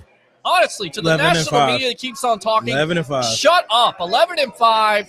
You get the exactly fifth what seed. you said they would be at. They're 11-5. Yep. Tyler Brashaw, Bucs defense coming in today. We're 5th in yards given up, 7th in points given up, best in rush D. Yeah, they're good. People on the outside do not realize this, all while heating up at the right time. No one wants to see this team. I agree. You said it best. Yep. Look at Aaron Rodgers. Look at that. See, That's Bucs weren't giving up that. Long touchdown. Well, you got a linebacker playing a wideout. Trevathan, wasn't it 59 there? And that's USF former Marcus Valdez-Scantling there with a long touchdown. That's a bad matchup. That's a matchup nightmare. He's probably smiling when he threw that. Unbelievable. I mean, easy all day long, like taking candy from a baby. That linebacker was completely out of space there, right down the middle of the field. Is that Tampa 2? That's Tampa 2. That's terrible. With a linebacker that can't play Tampa 2. That's terrible. That's Tampa 2. Goodbye. Goodbye. And he's not. And here's the thing: he's not even looking back at the player like we talked about. Bad technique because he already knows he's beat. There you go, Valdez-Scantling from USF, guys. So if you know him, easy touchdown. Aaron Rodgers threading the needle. Murray is out of the game. We talked about that. Landon says you could see why Scotty is not the number 1. Look, at the end of the day, Scotty's a guy that needs to improve on some things. He does. It's an unfortunate turnover that basically gives the momentum. When we talk about it all the time, Gary the Greek, the Mo, it gives the Mo back to the Falcons. They scored 10 points in that third quarter, and you would look at last year's team. I keep on going back to it. The difference is last year's team would have found a way to lose. Yep. This team found a way to step up in the fourth quarter and close things out. Yep, put the foot on the throat and That's did it. what? Apply pressure. That's it. Apply pressure. You either fill pressure or apply it. pressure. And the Tampa Bay Buccaneers today applied that pressure 44-27 over the Atlanta Falcons to go to 11-5, clinch the 5th seed. I'm your host, Peter Blake of the Sports Web, live from the Deck Bar and Grill in Isla de Sol, along with Mr. Blake Anthony of Sports Talk 49. Open phone line 727-255-0391. It's 727-255-0391. Cedric Robinson in the back. Absolutely. We got him in the back. I know he's happy about it. Want to get his thought. Brown is a true number one. What game have you been watching? Wait, what was his last thing he said? So Let's see. Brown is a true number one. Nobody said he wasn't a true number one. He might be talking to somebody else. It surely wasn't us. Yeah. Because we agree with you. We agree. We never said that Brown wasn't a true number one. We never said that. And to me, there's no concern. I mean, yeah, you want Mike Evans on the field, but if he has to miss, I'm you good go with Antonio Brown and a Godwin and a Miller. I think you're okay. I do. I think you're okay. I think you're good enough. So I don't know what show you've been watching, but 4-17 and they scored. Our biggest defense is our offense. You still have to have a defense, and I feel like the defense is still good enough. Let's go out to Johnny Dean here. Johnny Dean, the professor, welcome to the Evolution after the Bucs basically beat the doors off the Atlanta Falcons 44-27 to go to 11-5, along with yours truly, along with Blake Anthony. What do you have to say? I just want to say that Josh Allen was very close with the 50. Yep. And I said that. Well, it was Ray Kennedy who was close with the 50 burger, and what was close with Joshua. No. We're not talking about the same thing. I'm talking about touchdowns from Brady this year. Oh, well, you're definitely close. That's for sure. Yep. And I want to pull my horn. I did say he'd beat Peyton Manning's record. You did. Well, good. It's a good thing. And 40 touchdowns, 43 total touchdowns with the Tampa Bay Buccaneers. You just can't say enough about the guy just getting it done and defying time. Isn't that freaking amazing considering the way it looks all year? Yep. It never ever seemed like we were throwing. It seemed like we were throwing the ball, but it didn't seem like we were really racking it up like that. And I just looked over the records, man. It's amazing what this team's done this year. Well, you look the last couple of games here, 10 touchdowns, 1 interception. That's all you need to know. I mean, the guy definitely is balling out right now when your offensive line is giving you all the protection. And then on top of it, look, did it help that the schedule favored it? Yes, but you could go back to last year when the Bucs had to start out, 7 straight road games and say the same thing. So were the Bucs given a break to a certain degree, but you still have to go out and beat those teams. Correct. We've seen the Jets beat the Rams this year. We've seen the Jets beat the Cleveland Browns. We've seen weird things happen. So you got to go out and beat those teams on your schedule, and the Bucs accomplished that. And kudos to Chris Godwin today. Oh, God, he balled. Yep. And everybody's saying let him move on or whatever. I think the Tampa Bay Buccaneers will find a way to get him signed some way. If Peter's got to give a little bit of the cash. Well, I tell you right now, you look back, and I always say the grass is greener. The grass isn't always greener on the other side.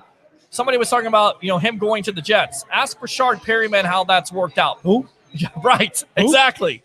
He's been the invisible man. In this Bucs offense, he was tremendous. So at the end of the day, Chris Godwin has to. Wait. Perryman hasn't been invisible with the Jets. The Jets have been invisible. Well, has he made it? Well. Okay, but has he made the impact? Been injured too. Has he made an impact like he made with the Bucs the last couple of games of the season? Well, he got 84 yards today, and he's had multiple. Okay, but what has he done for the rest of the year?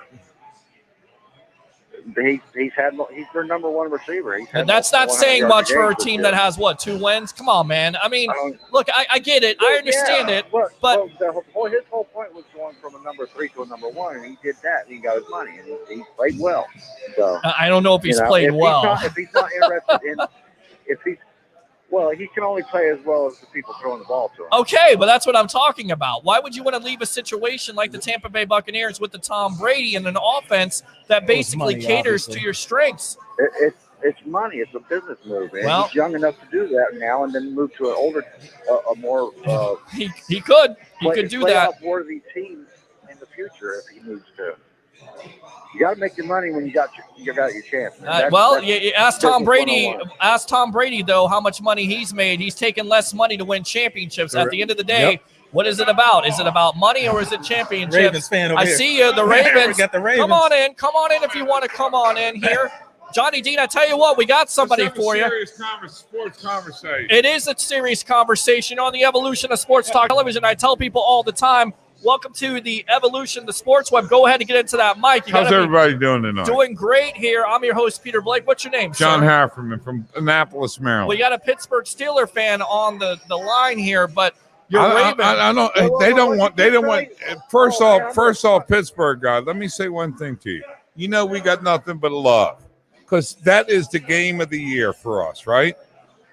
Absolutely, right? Because you wanted to see the Steelers lose against the Cleveland Browns. I wish we wanted the Steelers. Right. How you feeling right now?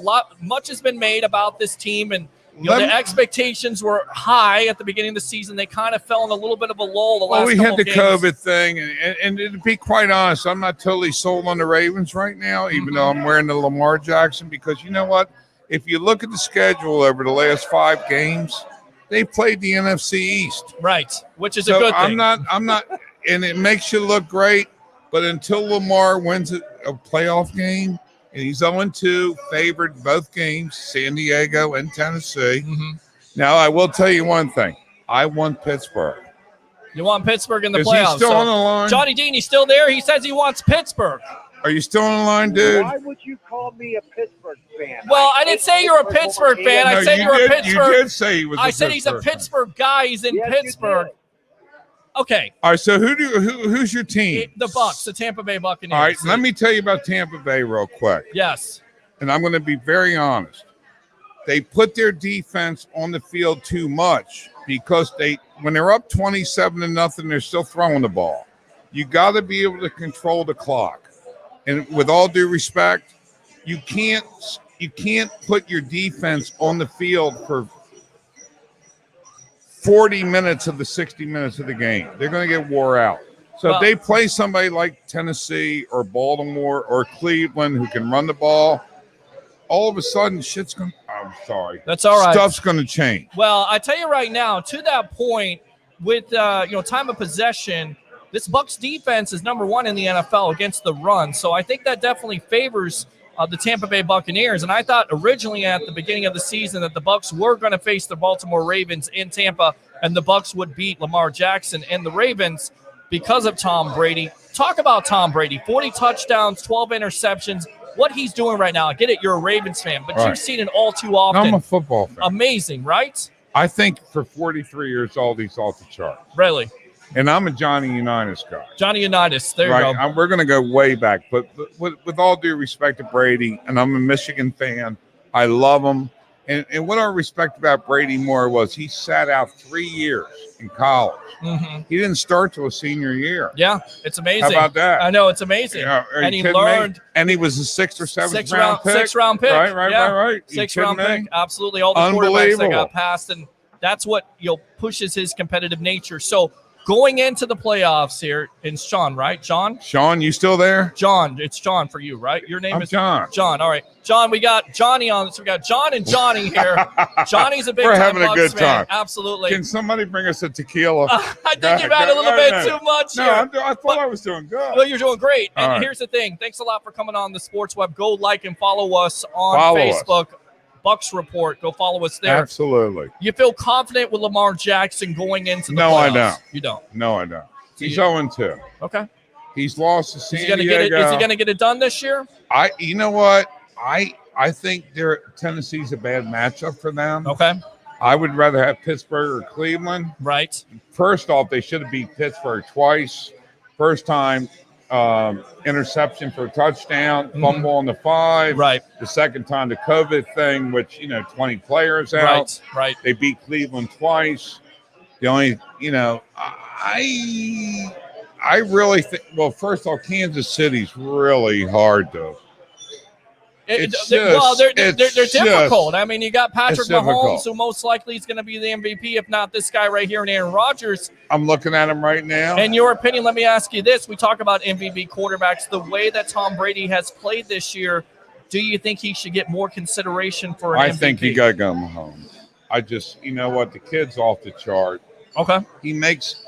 Although Aaron Rodgers, if you're really, really, really looking for like the guy who – 2 touchdowns already. It's tough. It's been tremendous. Right. It's tough. 37 you years know what? old. Russell Williams is out of the chase. Right. Russell Wilson. I had him on my fantasy team. Don't even go there. And by the way, Me too. I had him on there too. By the way, just for and giggles, I will tell you that I was undefeated in my fantasy league, and I played Kamara, Brady, and Evans in my first round. Are you kidding me? Well, your first 115 points. Of course. I was done. But hopefully not this week.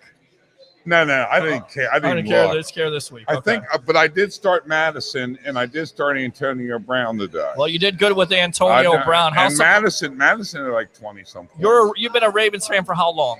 Oh, I go back to the Colts. Okay, all right. I'm a Johnny Unitas, true blue Baltimore guy. And for all you Indy Colts and more Cleveland Browns people that I meet down here, and I love you to death, nothing hurt more than that snow night when they moved us out of town and took us to Indianapolis. I agree. And took all the Unitas and everything stuff. But I do have a 1959 Baltimore Colts autographed Johnny Unitas signed jersey. Nice. Which... Hey, John. Yeah. John, how do you feel about Mayflower? He just talked about it. Mayfield first off. Oh, Mayflower. Mayflower, not Mayfield. The moving company? Yes. You know what? I would never use them. I use U-Haul to get down here from Maryland. That's how much I hate them. All right, so give me a prediction. And we'll get you out of here. We're going to go with this. Yeah, really quick. How far do you think the Ravens go? I don't want to play them, but I don't believe in them. Does that make any sense? Makes lots of sense. So you're not buying Lamar Jackson in this whole offense. I'm not you don't buying, think he can get it done. You know what? Let me put it this way. First round and done. Look at who the Ravens played the last 5 games. They played nobody. Right. They played Dallas. Yes. They played Cincinnati. Yep. They played Cleveland. Right. They played. Which they beat Cleveland. Give them credit there. That was a big game on Monday Night Football. I got it. Okay. And that was a great game, by the way. How many of you guys bet Cleveland and had that bad beat? I did, but thank you very much. That was a mess. I want you to do me a favor. Tell me why you come out to the Deck Bar and Grill besides, having a good time. You know what? I love St. Petersburg, and let me tell you what. It's a great area. Everybody's fabulous, and you know what? There's no stress here. All right. And by the way, I did hit a $500 parlay today with Ohio State. Yeah. No, hold on. Okay. Notre Dame. Okay. Plus 20. Now I remember. You should have. And I called my boy Barry down to Brass Monkey, and he said, "Take the Ravens and give them 12." And I gave his $25 love. You must have been watching our professional handicapper, Harry the Greek. Do me a favor here. Not only, again, go like Bucs Report, but look into that camera and say you've been on the Sports Web. I've been on the Sports Web. And God bless you all. Happy New Year. I hope it's better. All right, man. Appreciate you. Good luck in the playoffs. What a great job. I've never done this before. You did great. You did great. Definitely come back. We're here next week. I've got a bunch of Artie Donovan stories if you ever want to hear about real football. I love to hear real football. I'll talk to you. Just don't forget those headphones right there. Where'd the guy go? He's right there. We'll go ahead and I'm done. Get him on. Give this guy some love. Come on. Absolutely. They're good stuff. All right, Johnny Dean. So there you go. Welcome back to the Evolution. What do you have to say, Johnny, after that? I ain't got much to say after that. That was pretty good. Yes, it was. Yes, it was. Okay. I don't even remember what I was talking about with the Bucs. Well, you were talking about the sweeping of, division rivals in the Atlanta Falcons and, of course, the Carolina Panthers. Right now, last check, the New Orleans Saints are winning 14-7, and it looks like Aaron Rodgers has another touchdown. Terrible coverage by the Chicago Bears. Now it will be 20-10 with the extra point. It'll be 21-10 right now. Packers showing they're the number 1 seed in the NFC. So we'll keep you abreast of the situation. But all eyes tonight, Johnny Dean, are going to be on that game. versus the Philadelphia Eagles, and that'd be the Washington football team after the Giants disposed of the Dallas Cowboys today. So what do you think happens? Do you think the Washington football team will beat the Philadelphia Eagles, take care of business, or is it a rematch? No, I'm not. If he was healthy, if Alex was healthy, I would be with Washington in that. But he's not healthy. They're putting him in there because there is nobody else to put in there. Okay. And I expect the Eagles to win that game. Okay. All right, Johnny Dean, let me go ahead and fire those cannons for you. Definitely use that second call, and we'll get you out of here. All right, welcome back to the Sports Web, live from the Deck Bar and Grill on Bucs Report. I'm your host, Peter Blake. Who do we got here? Jonte Green. All right, and go ahead and introduce yourself to the webheads out there. How y'all doing, guys? I'm Jonte Green. 2012 draft pick to Detroit Lions. I played in Detroit Lions for 4 years. I played with Swartz, played with Reggie Bush, Megatron, Joyke Bell, Nate Burleson, so I played with the whole crew there down in Detroit. All right, good stuff here. Of course, I don't know what you thought about the Bucs' big win last week versus the Lions, but let's talk about this game today. What did you see out of this game? I mean, I think you got to start with Tom Brady. 43 total touchdowns as a Tampa Bay Buccaneer quarterback at 43 years old, 40 touchdowns throwing. I mean, Jonte, did you ever think that he was going to do this? Yeah, Tom Brady, he's playing magnificent right now. He's playing relentless right now. With his age, his accuracy, the way he's throwing the ball, the way his confidence level is, he's playing magnificent right now. If he keep this up during the playoffs, I definitely see the Bucs winning, definitely going to championship. What position did you play? I played cornerback. All right, tell me, what do you think about this Bucs back end? Because much has been made. You're missing Carlton Davis. Sean Murphy-Bunting hasn't necessarily played his best football, but he seemed like he stepped up today. You also have Jamel Dean and Antoine Winfield and a Whitehead. Talk about this Bucs back end a little bit. And do you have confidence going forward that they can handle some of these top wide receiving targets, namely, a McLaren from the Washington football team if they make it, possibly the Green Bay Packers or the Saints? Do you feel confident in this defense? Yeah, yes, I do. I do. The secondary, I feel like they held it down for this year. This game, was out Carlton C. Davis, but I think he'll be back next week. I feel like the Bucs they stepped it up this year. It's a young secondary, but I feel like they stepped it up this year. A lot of they limit the big plays. I think if they keep limiting the big plays, they'll be good. We don't have to really do too much. We just got to keep Brady on the field. So I feel like if these guys do it, like you got Winfield, Carlton C. Davis, you got the other cornerback too. He's pretty good also. The Bucs, I feel like the Bucs, they got a lot of upcoming from this group. Absolutely, a lot of upcoming talent, a lot of upcoming potential. What are some of the things you see? Because, again, you played in the league. What do you see the Bucs should work on? Is it technique-wise? What is it with this team that takes them to the next level, especially that back end? I feel like with the Bucs, I think the Bucs what takes them to the next level is they got better with the man coverage. I think like the Bucs was more of a zone-y like team. A lot of guys was afraid to challenge guys. I think this year they're challenging guys. They're getting these guys' face. Carlton C. Davis getting the guy's face. The other cornerback getting the guy's face. I think that's what helping the Bucs out. I think the more challenging aspect is helping the secondary out a lot. What's the team or teams that kind of worries you if the Bucs face them? Or, in your opinion, do you think there's teams out there that are more concerned about the Tampa Bay Buccaneers because it seems like they're putting it all together on all cylinders at this point, offense, defense, and special teams? Yeah, it's a lot of teams out there that's dangerous. Only team that scares the Bucs to me is New Orleans Saints. I just feel like New Orleans Saints had their number pick. Every time we play New Orleans Saints, the offense is playing good. The defense can't stop the offense. The offense sometimes going 3 and out. It seems like Brady is not the same when we play New Orleans Saints. That's the only team that scares me a lot. But the other team, but Bucs do have a great comeback. The second half, they came back against New Orleans. But if you play in the playoffs, you got to play all 4 quarters with that team, though. Play with the Lions there. Talk about your NFL experience. What's one misconception that fans don't know about? Kind of take us behind the curtain, if you will.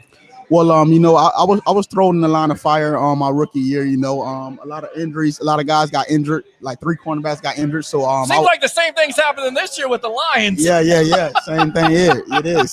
So I felt like when I came in, I hold my own. For a rookie. I ended up starting 12 games as a rookie. Ended up having some stats. Had an interception in the preseason. Also had interception against Jacksonville. I felt like my numbers was very, very well kept. Let's say you had to coach a cornerback or you had to give a corner in the league some advice. What would that advice be to a Sean Murphy Bunting or a Carlton Davis or even a Jamel Dean? Because I see technique, I see players looking at other players instead of looking back at the ball. What kind of advice would you give them to get them better, in your opinion? I would just say, you guys just play confident. Challenge guys. Don't be scared to make a play. A lot of guys that play DB, I feel like they're kind of scared to make a play. Nah, be confident. Go after it. Put pressure on these guys. Be aggressive. I think when the Bucs secondary is aggressive, they play better. They make more plays. They limit mistakes. They just play on a whole nother scheme. Absolutely. Any connections with the Tampa Bay Buccaneers or any teams around the NFL? Yes, I still got friends. I still got friends in the NFL right now. With the Bucs currently right now. I have a couple guys that I know over there right now. Trying to think, how rosters changes, but I'm good friends with Louis Murphy. Murphy was there with the Bucs a good little while. Right. We went to high school together. Sure. And that was a good childhood friend. Also, Bernard Reedy. Bernard Reedy also is from Speedy Reedy. Yeah, he was also from Lakewood High School also. So there's so much connects there here hometown. Toughest cover. What was your toughest assignment in the NFL, Jonathan?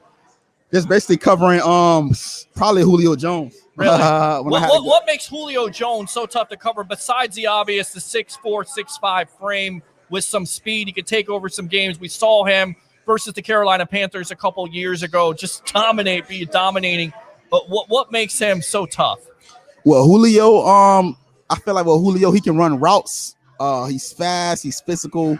He knows the game. He's tough.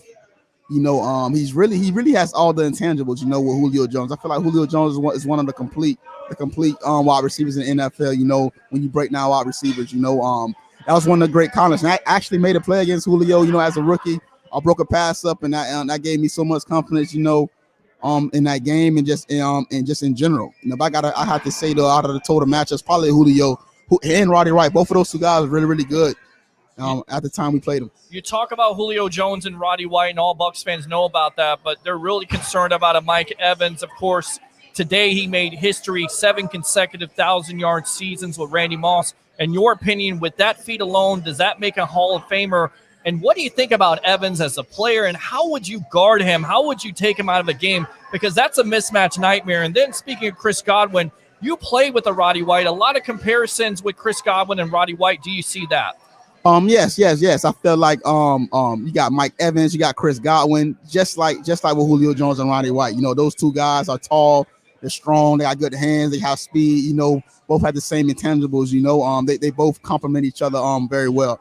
I think Mike Evans and Chris Godwin, they're gonna make each other better. I feel like Mike Evans is making Chris Godwin better because I haven't seen Chris Godwin play like that for the past couple of years. I feel like when we playing under Mike Evans, he actually is making him more confident, actually making him a better player. Chris Godwin is definitely he's getting better every week. Where do you think the Lions, because I know you play for that organization, where do they go next? If you had an opportunity, of course you got to hire a new coach there, but Matt Stafford being around, do you think Matt Stafford is going to be on that team next year, or do you think they go in a different direction?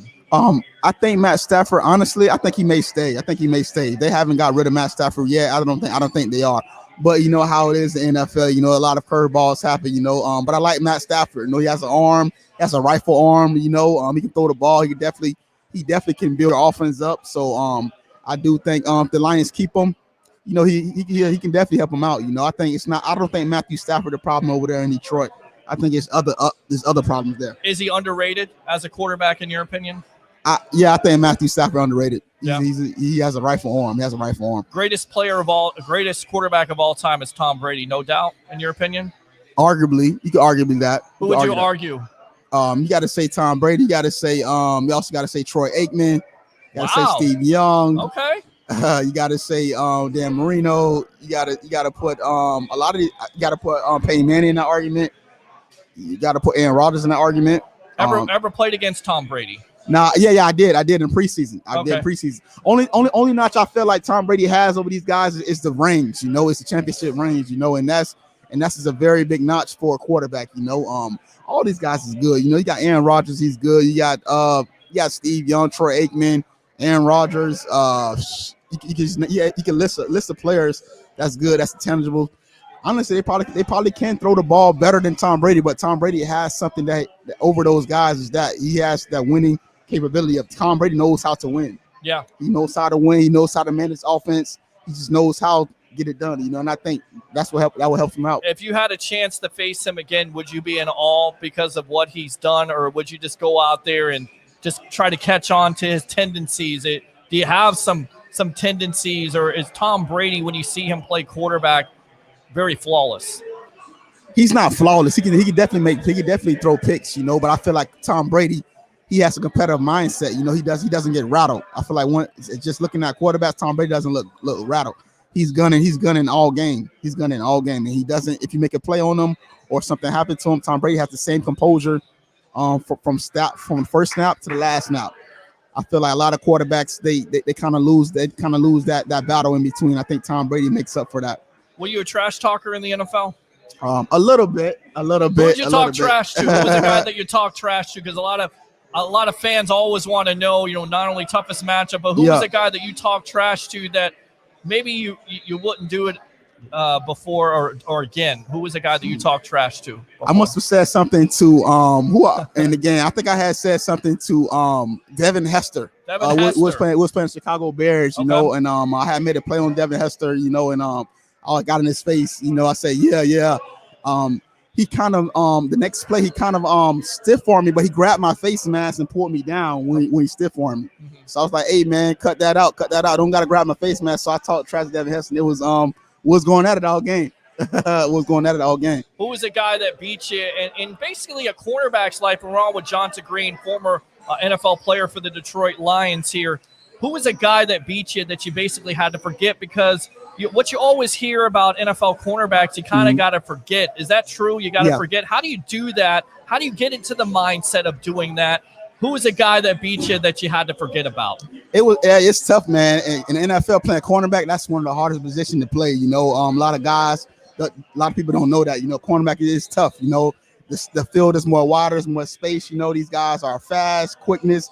You can't even touch them because of the referees. They make the game predicated to the offense, to the wide receivers. So honestly though, every team we play, they always have some good receivers. You mess up, you can get beat. You can get beat a lot. Honestly, I like the Green Bay. We played them twice. Jody Nelson was an underrated receiver though. He made some plays though. Oh, Jordy Nelson was definitely not only a possession, he had deceptive speed. Let's go with the Tampa Bay Buccaneers. How far, in your opinion, can this team go? Is this team a Super Bowl or bust team? I said that at the beginning of the year here, Jonta, that they could go all the way. They could be the first team in NFL history to win in their own stadium. In your opinion, with Tom Brady, with Rob Gronkowski and Mike Evans, possibly missing some time with Antonio Brown, Chris Godwin, and Cameron Brate, with that defense, do they have enough to be a Super Bowl team, in your opinion? Yes, I do. I think Bucs have enough people on that roster to get the job done. You look on offense, they're still loaded.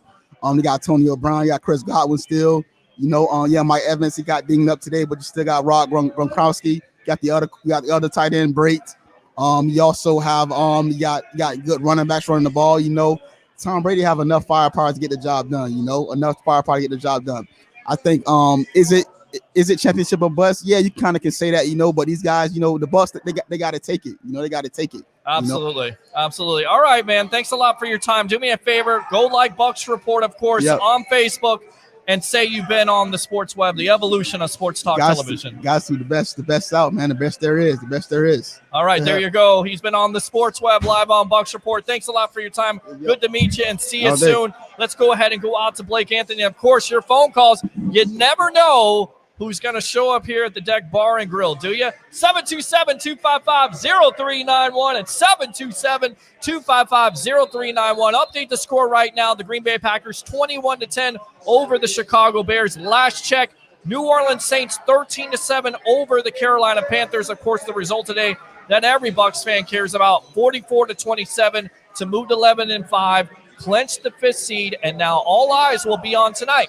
The Washington football team beats the Philadelphia Eagles then they will be the first-round opponent for the Tampa Bay Buccaneers. If not, it will be a rematch with the New York Giants. And I guess John decided to do a thing or two on those cans there, the Raven fan. But you just never know who to expect here. It's great. I love it. I love it. That's the beauty of remotes. Yes, I do. I love that. That's what I love about it. I think it's the unexpected. Yes. That's the part. Like when we used to be down on Central Ave last year, I used to see all the characters come down there and people interact with you. Well, you had the character. You had a character who had a pink shirt on with his dog and decided to go and run out to the camera and knock my camera over. I've never seen Peter turn so red. How can you see a camera and knock it over? I don't understand it, but you're exactly right. So 727-255, let it go, Pete. Let it go. 727-255-0391, 727-255-0391 here. So let's go out. We are just like KC says, Landon. What's scary is even without Mike, we still have the receiver duo in the league. Mike says, what's the status on Mike Evans again? Won't know until tomorrow. We won't know until tomorrow. So there you go. Bucs offensive scoring power is our defense. Okay. Hitting their stride at the perfect time. Good point, says Khalif. Let's go out to Deshaun here. Scotty is just a 3. He always plays. He played like that today. Landon says Brown took the touchdown from Scotty from the first one. Misador 11-5, first time since 02, which is, why is that significant? I mean, I guess he's just pointing it out, but last time the Bucs won the Super Bowl. Just saying. In 02. In 02. There we go. Deshaun Tisdale Scotty is why AB is such a crucial signing. I think they all work together, but the reason why you sign an Antonio Brown is because of the injury situation that has plagued this wide receiving core in a Mike Evans, which we're still waiting to hear about. We'll see. Doesn't look like a torn ACL or MCL, but I'm not a doctor. I don't play one on TV either.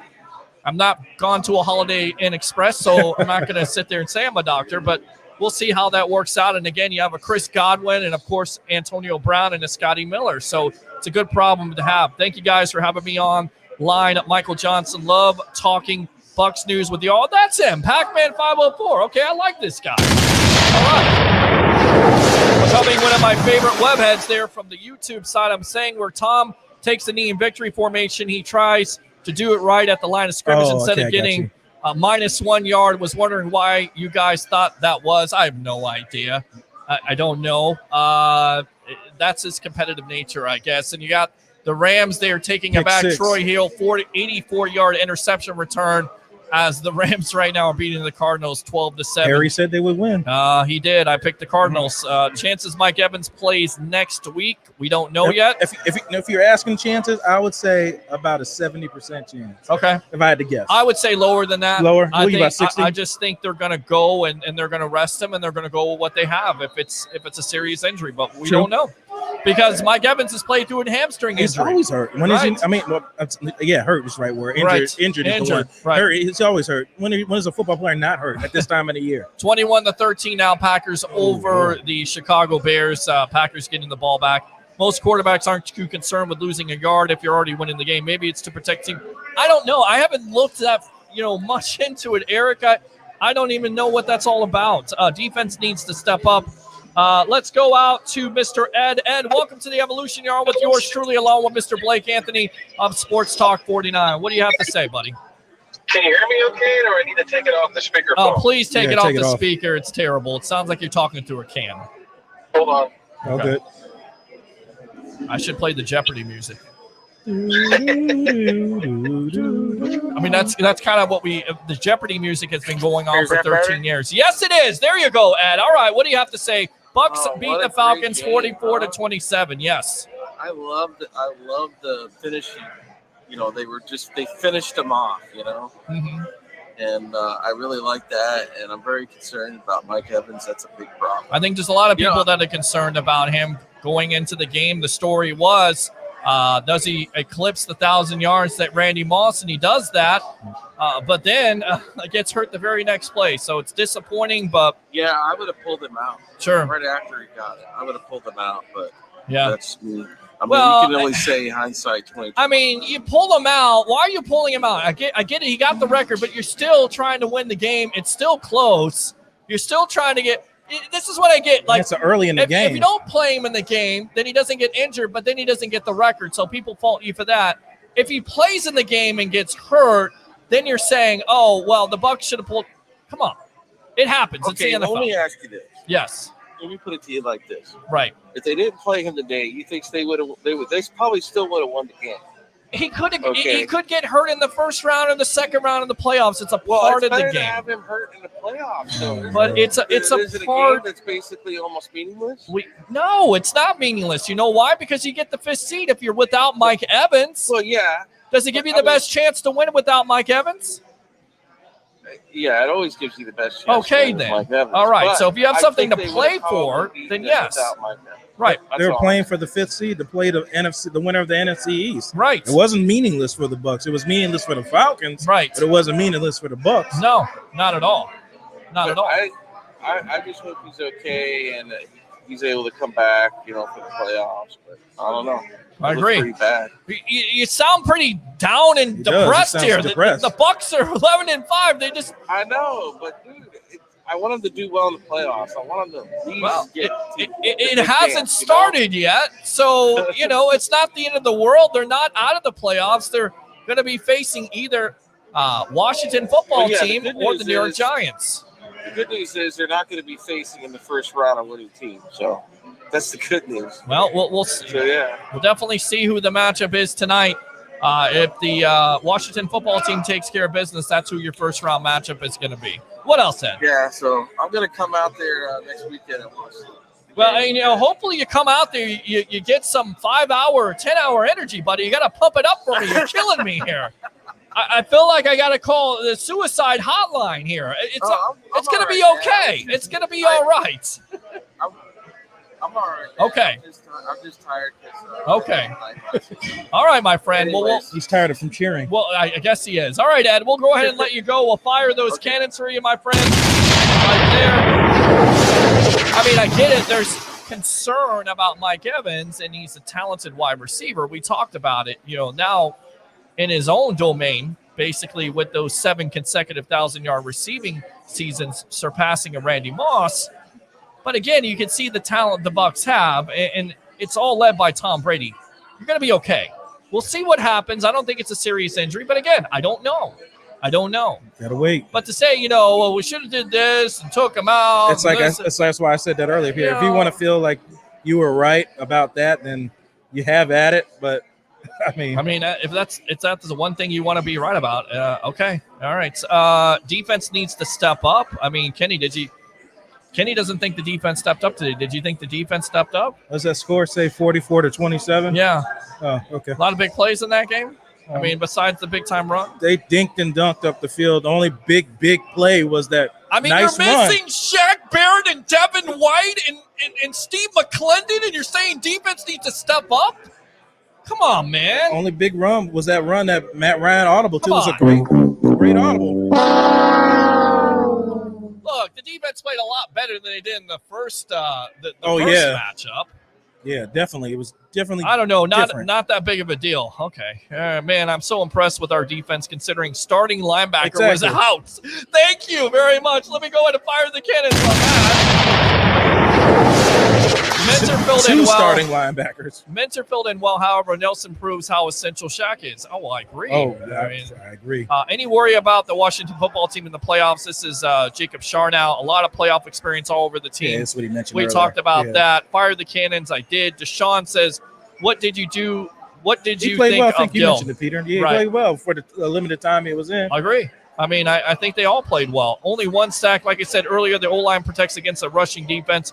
Good win, boys. Absolutely. Mesador Smith missed his assignment on that sack. He blocked down instead of keeping the edge. Agree with that?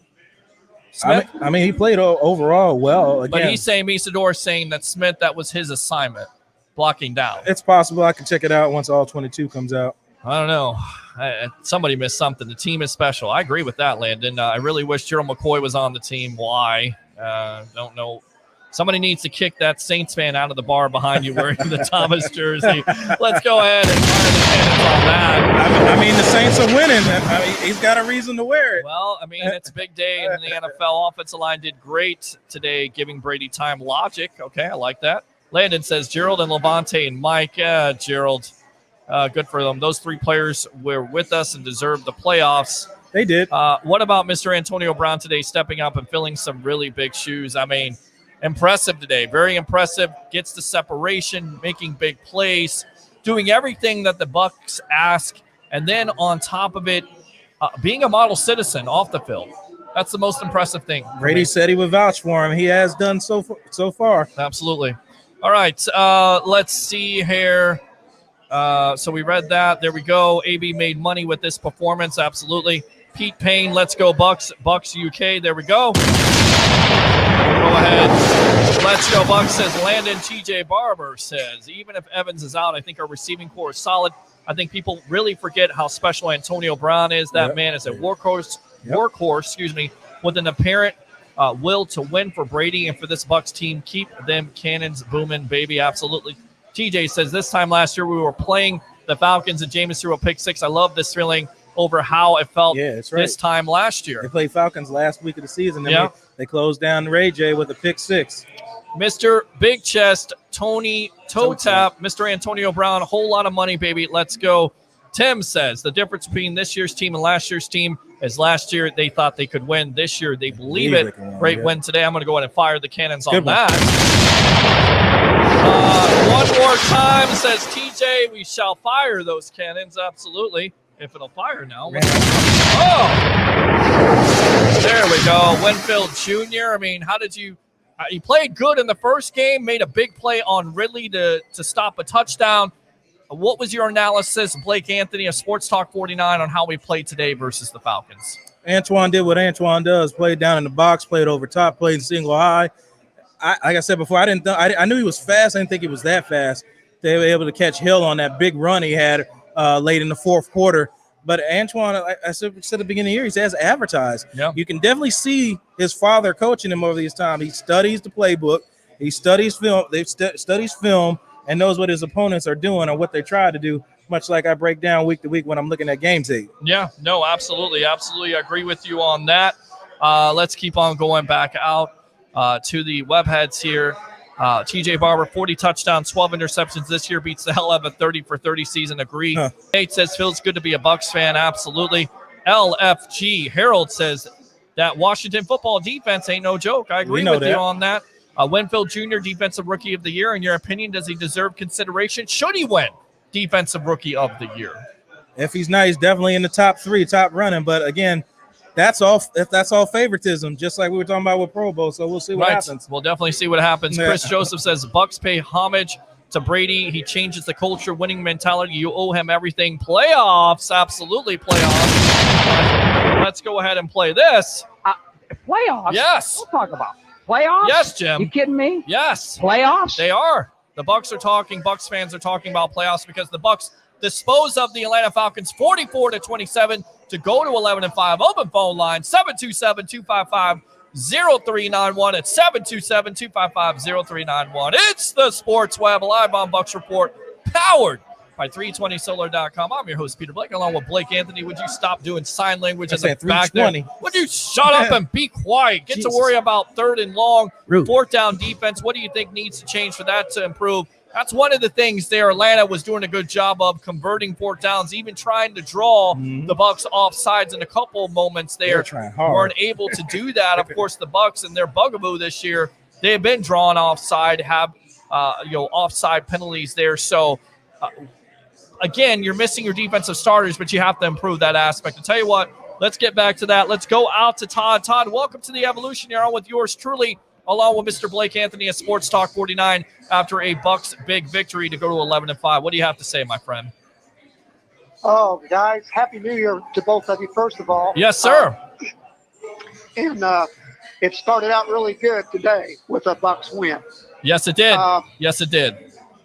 Let me say a couple things, and then I want to get y'all's opinion. Sure. Ronald Jones came back today, played a whale of a game. I know how you feel about him, Peter. Say it. Say it. He is the man. Say it. No. You don't get away with that. Say the nickname. Say it. Tell your friends to say it. Say it. I don't know the nickname. Oh, a victim of volume. Now you say it. He's been on that. The victim of volume. There you Absolutely. go. There you go, my friend. Go ahead. Listen, if he's running the ball like that with our receivers, the way Antonio Brown stepped up today, Chris Godwin played unbelievable today. Sure. We need to get Mike Evans healthy and get him back. If all that is going on and we get Shaq Barrett and Devin White back with our defense, we're going to be a hard out. Oh, We're yeah. going to be hard to stop. Oh, yeah. Absolutely. And you get Steve McClendon back, too. Yep. More defensive line depth. Gang's back together. You're exactly right. I mean, look, Devin White may miss that game, but you most likely will get Shaq back. You most likely will get a Steve McClendon back, but you're exactly right. When you set up the running game and they had, over 100 rushing yards, when you do that, you make the defense accountable, which opens up those long plays, and then your linebackers on the other team have to be accountable for those deep plays down the seam. That's what frees it up. When you have a running game, you got to have balance to your offense, and they've had that, and that's led to wins. And even Bruce Arians talked about it in his presser this week. We have to run the ball in order to have balance to our offense. It takes the pressure off of Brady. That's what you want to do. Yes, absolutely. And I'm a little surprised that we didn't play Keyshawn Vaughn a little more. He played pretty good against Detroit last week. Right. Thought we'd give him some touches, give him a little more experience. I think we've got three solid running backs. And I like LaShawn McCoy, but he's not the guy he used to be, but I love the guy. But when you got Jones, Fournette, and Keyshawn Vaughn, and McCoy can catch the ball out of the backfield, you got a solid group there. Yeah. Yeah, no, absolutely. Do you guys agree? Yeah, no, I agree with you on that. It's a good problem to have, and that's why you got so excited if you're a Bucs fan to have a Leonard Fournette, and of course to have a Keyshawn Vaughn. You draft him in the third round, and of course to have a Rojo, the victim of volume, and you have a Shady McCoy if you need to go to him, and there's a game plan that represents that. You can go with that. We got fans in the background here. Gotta love these fans. This Raven fan right here. But you're exactly right, Todd. You got a good problem to have, and you got to continue to run the ball and have balance. You can't go one-dimensional, especially if you have to face a Washington football team, because you don't want to get into those situations where, once again, you're 3rd and 9, 3rd and 11, 3rd and 13 with that defensive line. You want to stay in those manageable third down situations. But even then, there were times today where the Bucs were not necessarily in a greatest situation, but Brady made a big throw because the pocket was clean. You have Godwin, who's dependable. You have Antonio Brown, who's dependable. But again, it starts up front with your offensive line, and also starts with the idea to be balanced, to make that defense accountable. That's what it comes down to. You just hit it right on the head. You took the words right out of my mouth. We've got to keep Brady clean for these playoffs. Yep. If we do, we will have a lot of success in the playoffs. Agree. Playoffs. And it's good. Playoffs? Did you say playoffs? I mean, Jim says, Playoffs? yeah. We'll talk about Fire those playoffs. cannons, Peter. You kidding me? Playoffs? All right. Cannon's about out of ammo. Todd, I will definitely do that for you. Will you shut up and be quiet? Todd, thanks a lot for the call. Appreciate you. Say it one more time for me. What's the nickname of Ronald Jones? Say it. Rojo. Shut up. Go ahead, Todd. The victim. Of? Disconnected. Will you shut up and be quiet? I'm going to kick you out of here. Oh, my God. You know what? Did I hang up for real? This is why we can't have nice things. Did he hang up? Yes, he hung up. You're an idiot. All right. Thanks a lot. He got out of there. You're an idiot. How about that? How about this? Hey, right here? hey. That's what you get. Got to worry about 3rd and long and 4th down defense. What do you guys think needs to change to improve? Let's go back to that question. What needs to improve? Of course, it comes back to pass rush, right? Yeah, today I would say pass rush wasn't really there. Right. But like I said, secondary covered everything. Made Matt Ryan go underneath. No big chunk plays. Made them work methodically up the field and then take long drives. Go ahead and take that. All right, let's go out to Rick Hughes from the cheap seats. What's cooking in the South? Your thoughts on this Bucs big victory, 44-27 over the Atlanta Falcons. What do you have to say, my friend? Hey, this is Juan from Tijuana. Yeah, I know it's not Juan from Tijuana. Here's what I got for you right there. That's what you get. Love you, buddy. Yes. I'm in a good mood. Sorry, I'm having a party over here. Well, I think you had some Jose Cuervo when you were talking about that. I think you did. I think there's a lot of people need to be overserved. This guy right here, I love him, but it looks like he's trying to give you a shot, Peter. Playoff shot. Will you shut up and be quiet? Go ahead, Rick. Listen, it's over. It's done. The regular season is over. Is it? Yes. It's no longer what's Brady going to do with this team and how do we compare it? Yep. We've got the comparison. It's over. It's done. Yeah. There's no more. There's no more conjecture. There's no more. Well, if we don't do this, we're not going to make the playoffs. There's no more of all that. Nope. We're there. Nope. We're there. Yep. So all the negativity, all of it, put it away. Yes. Stick it in your sock and start using it in the postseason if you want. But for right now, get the heck on board and let's have some fun. How impressed are you, Rick, with Tom Brady? I mean, his performance today, 4 touchdowns, nearly 400 passing. Did he have 400 passing yards? I mean, he was tremendous. I want to point, listen, this is a fact.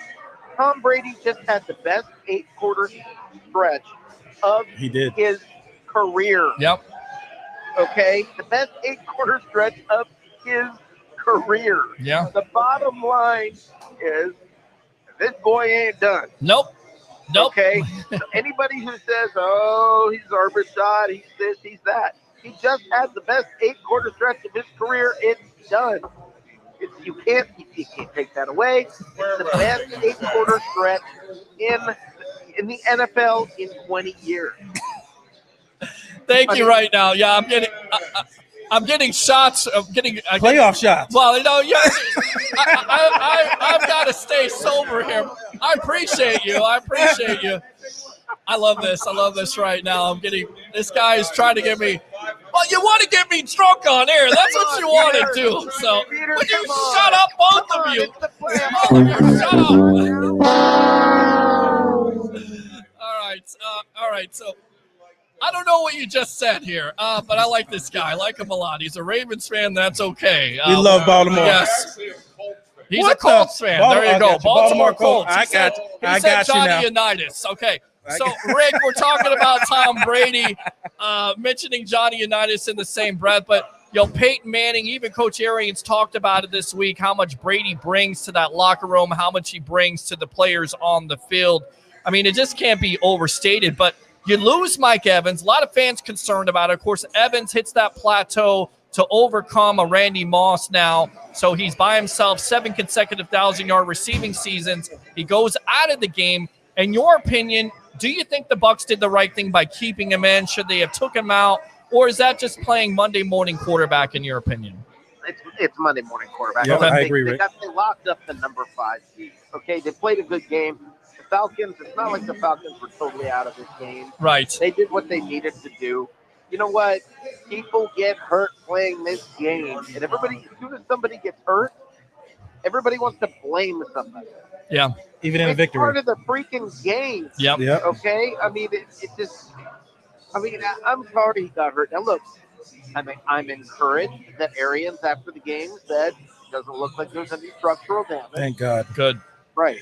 And so, I mean, I'm encouraged by that.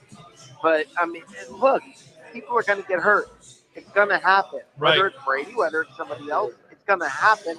And you got to be ready for it. You got to be somewhat prepared for it as best you can. But sometimes injuries happen. If you can find one team out there that has no injuries, yep, I agree. The Super Bowl, just hand it to them.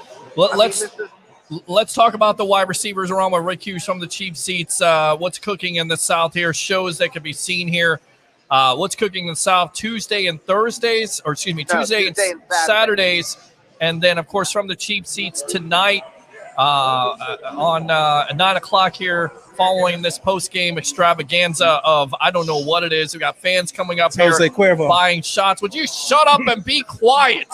Playoff shots, Peter. Yes, Chris Godwin and Antonio Brown, especially in Antonio Brown. How tremendous. Will you shut up over there? I guess so. I mean, I love the football fans here. I love it. I know he's coming back. I can hear you from here coming back. Antonio Brown and Chris Godwin. How impressed are you with Antonio Brown? Yeah, Evans got Well, that's hurt. good. He did well. Only had some depth at wide receiver. Right. Only if you had depth. I absolutely agree with that. Yeah, I mean, listen, there are two positions on this team right now that if you lost a player, you're really not going to miss much of a beat. And don't misinterpret what I'm saying. I'm not saying Evans isn't great. I'm not saying he's not important to the team. Please don't go there. All I'm trying to say, look, wide receiver and running back, this team can weather the loss of the big play. And, you don't want it. It's not that there's no damage, but, All right, we got Cedric Robinson, GM here. What's going on here? I mean, I love this guy. He's buying shots all over the place all right, here. Well, this is my boy John, and Yes. as you can see, he's a Ravens fan. He's a good guy. I like him. I just can't drink on air at this point. We're live at the Deck That's Bar and true. Grill and Isla de Sol. Go ahead and shot it up for me here. We got Rick Hughes.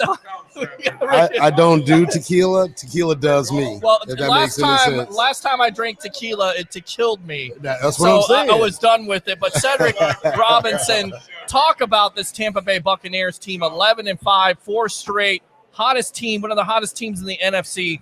How impressed are you these last couple of weeks, the last 4 weeks with this Buccaneer team? I'm going to ask you to do me one favor, Peter, and Yes. I want you to go back to the first week. You asked me what I thought the record was going to be for this year. Yes. 11-5. You did say that, I believe. 11-5. So there you go. Maybe we should be taking. John's trying to talk to him on the air. I'm trying to talk to We him. got to get and John Rick. on here. We already got John on here. Oh, he's been on already? John's already been He's on. still here. talking? John keeps on talking. John's like 7-Eleven, man. He's not done talking. I love the guy. Last night we got a live band playing, right? Rock and roll band. Absolutely. He goes, I need some George Thorogood. George Thorogood. Bad to the bone. Bad to the bone. He jumps in with the band. Oh, I agree. Out I of the believe blue, it. he jumps in with the band and starts singing Bad to the Bone with the band. I believe it. And he killed it as usual. I Come absolutely. to the Deck. It's open 24/7. We are not. We are not. We are tonight. We are not open I know 24/7. I know you're not open 24/7 here. We're on with Cedric Robinson. We got Rick Hughes in the Hey, background. Rick, here. what's up, buddy? Hey, man, how are you? I owe you some wings, man. We got to send Rick some wings. We I definitely promise got you. it. Well, he's supposed to be coming down here in a couple weeks. I Ah, hear. So there we we'll go. see. I'm hoping. I got to get a Rick Hughes flavor. We got to get the essence of Rick Hughes and put them on wings. What do you think? Absolutely. That sounds like something I don't want to talk about. Yeah, here's what I think about that. All right, so with that being said, bad to the bone here. Tom Brady, Cedric, 40 touchdowns, 43 total touchdowns. I mean, talk about it.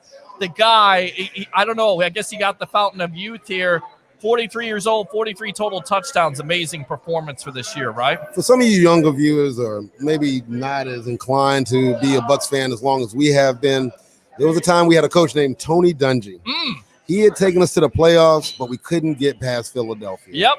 His last year, the last game, he was fired before he even got home. He was Yes. fired on the plane before he even On got home. I believe it's New Year's Eve, was it not? Yes, they let him go. Yes. Okay. Yes. The next year, we brought in a young man by the name of John Gruden. We traded everything to get him here, and he brought us a Super Bowl. I feel like the same thing's occurring. We Right. bring in the one piece that we were missing, Right.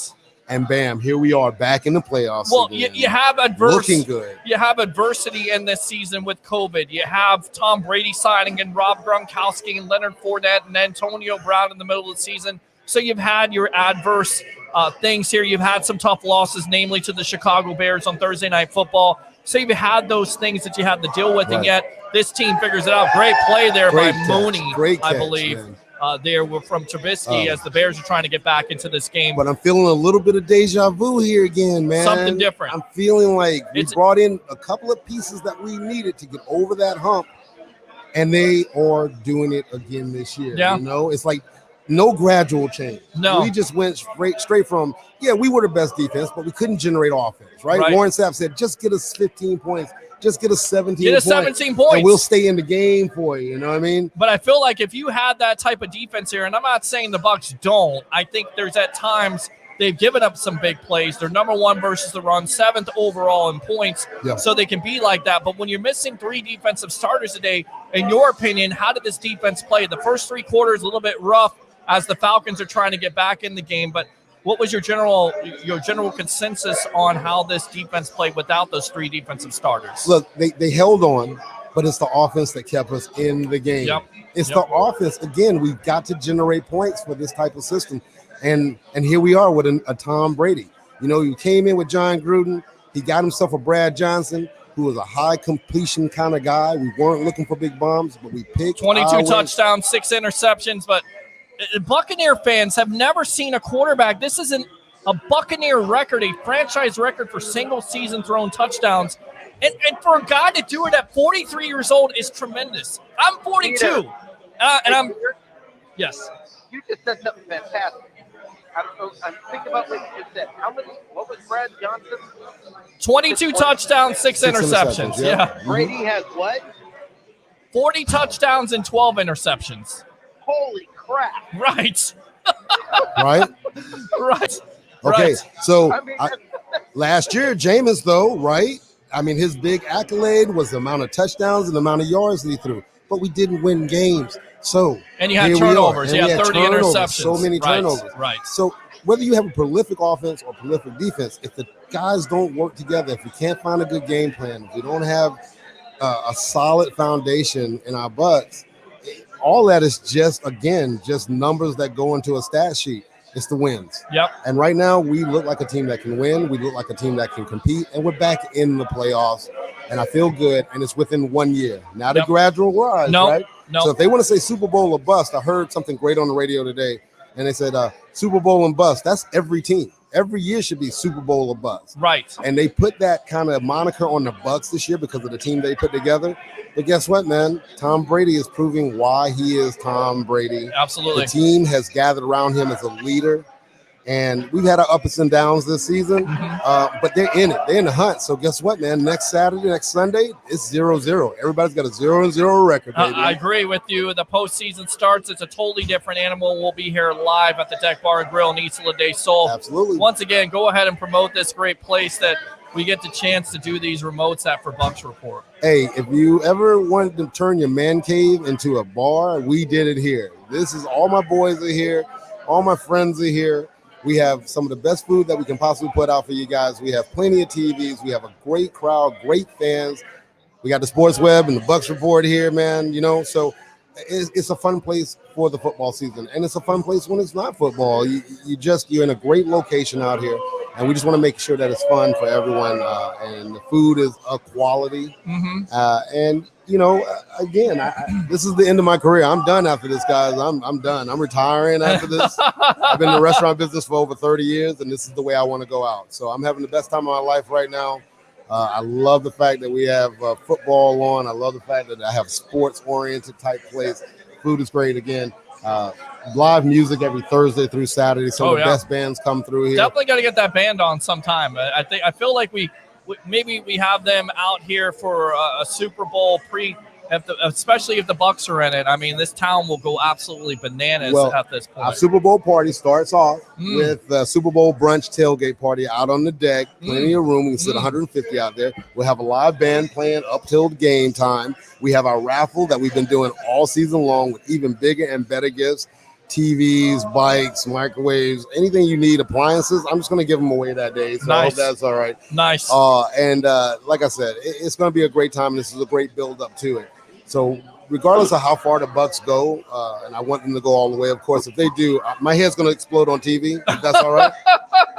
I mean, honestly. It's okay. Okay, 12 o'clock midnight, I was at Raymond James Field waiting for them to come home. Everybody remembers that 48-21. That's right, man. We were down there to greet them as soon as they got off. So San Diego. Again, I'm looking for a great party regardless. It's been a good kind of weird season, but it's been a great season, and I'm glad we've been able to do it right here at the deck with you guys and with all these great fans that come in. All right, there you go. Cedric Robinson, GM of the Deck Bar and Grill in Isla del Sol. Thanks a lot for your time, my friend. All right. Thank you, guys. It's going to be an awesome playoffs. Absolutely. Awesome playoffs. Playoffs. Let me go out to Jim Mora, as he always says here. Playoffs, yes. Talk about playoffs? Yes. You kidding me? Playoffs? All right, so we'll get Blake Anthony on here if he wants to come on. Or we'll just be me and you. 727-255-0391. It's 727-255-0391. Let's go back out to the web heads here. Hey, Peter. Yes. Can I say one thing before I get going? Yes, Rick. Go ahead. Okay, I just want to do one more thing, and I want to say that to me, the one thing I want to point out is this. This may not answer whether all of those championships were Brady or Belichick. Mm-hmm. I think certainly it was both. But I can say this right now, there's only one that can say, I've got a shot at doing it without the other. Yep, you're exactly right. Belichick never has done it without Brady. Brady's going to take a shot at doing it without Belichick. Absolutely, and it's going to be fun to see this post-season start next week here, wild card weekend, as the Bucs are involved. Saints look like they're going to be involved. The Packers taking care of business, so most likely they're going to be the number one seed. And, of course, you got the AFC side. Final thoughts, Mr. Rick Hughes, before we get you out of here. Just listen, man. It's time. It's time. Put all the other crap away. Put all the I don't think Brady's going to be able to do it, or I'm a Jameis fan. Jameis is gone. Brady's the quarterback. We're in the playoffs. Yeah. Enjoy it. Have fun with it. Get on board. Stop the whole, if you haven't been a Bucs fan long enough, you should, just get off the bandwagon. No. Everybody join the bandwagon. Everybody hop on. Let's have a good time. It's a reason to party. What the heck, man? Have a good time. We're in the freaking playoffs. I agree. There you go. Let me go ahead and fire those cannons right there. Fire the cannons. Appreciate you. Open phone line, 727-255-0391 and 727-255-0391. It's the Sports Web, live from the Deck Bar and Grill, live on Bucs Report, powered by 320solar.com. I'm your host, Peter Blake, along with former NFL player of the Detroit Lions, Mr. Johnson Green. Thanks a lot for joining us again here. Any more thoughts that you want to say or talk about with this game or the rest of the NFL, in your opinion? It's exciting to watch. I'm dying to see who's going to be in it. It's a lot of wild card matchups. To look out for. You got the Bears is on breaking point. You got the Colts on breaking point. You also got the Washington Redskins on breaking point. You got New York Giants on breaking point. So I'm excited to see who's gonna venture out in the playoffs. You look at this game right now between the Bears and the Packers. It's highly competitive. Bad shot there. Looked like it was going to be picked off by a Bears defender. 19-7 Saints over the Panthers. Saints don't have any running backs today. Let me ask you something. If you were playing in this day and age of the NFL, first and foremost, would you have opted out before the season started with all the COVID stuff off the field? I would just have to think about my family and think about me and my family well-being, and to see what's the right approach for that, But honestly, though, I'm a football player, I'm a diehard football player, it would be tough for me just to sit out a year just for COVID-19, it would be tough. In your opinion, has the NFL handled this situation correctly with making the Saints play today with basically no running backs, with making the Broncos a couple of weeks ago play against the Saints with no quarterbacks? Do you think the NFL has done everything they can? And if you were a part of the NFL Players Association again, would you tell them to vote for a playoff bubble for the safety of the players this year? I would definitely tell them to have a survey on it and just have a voting just to see how it goes. I think the way college football had changed everything up and make it to a playoff atmosphere. I think the NFL already has that approach, but I think they can implement new ways to help the game just to be more better. As far as protecting the quarterbacks, protecting guys for late hits, blindside hits.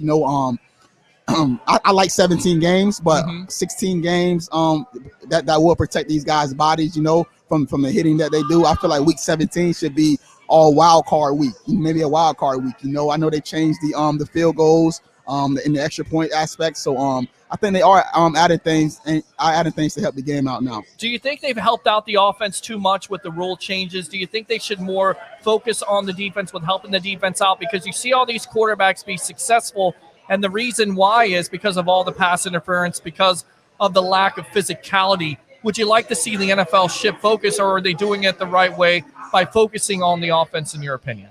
I think, the offense, they score points, they put seats up in the board, but I feel like defense also is a big aspect also.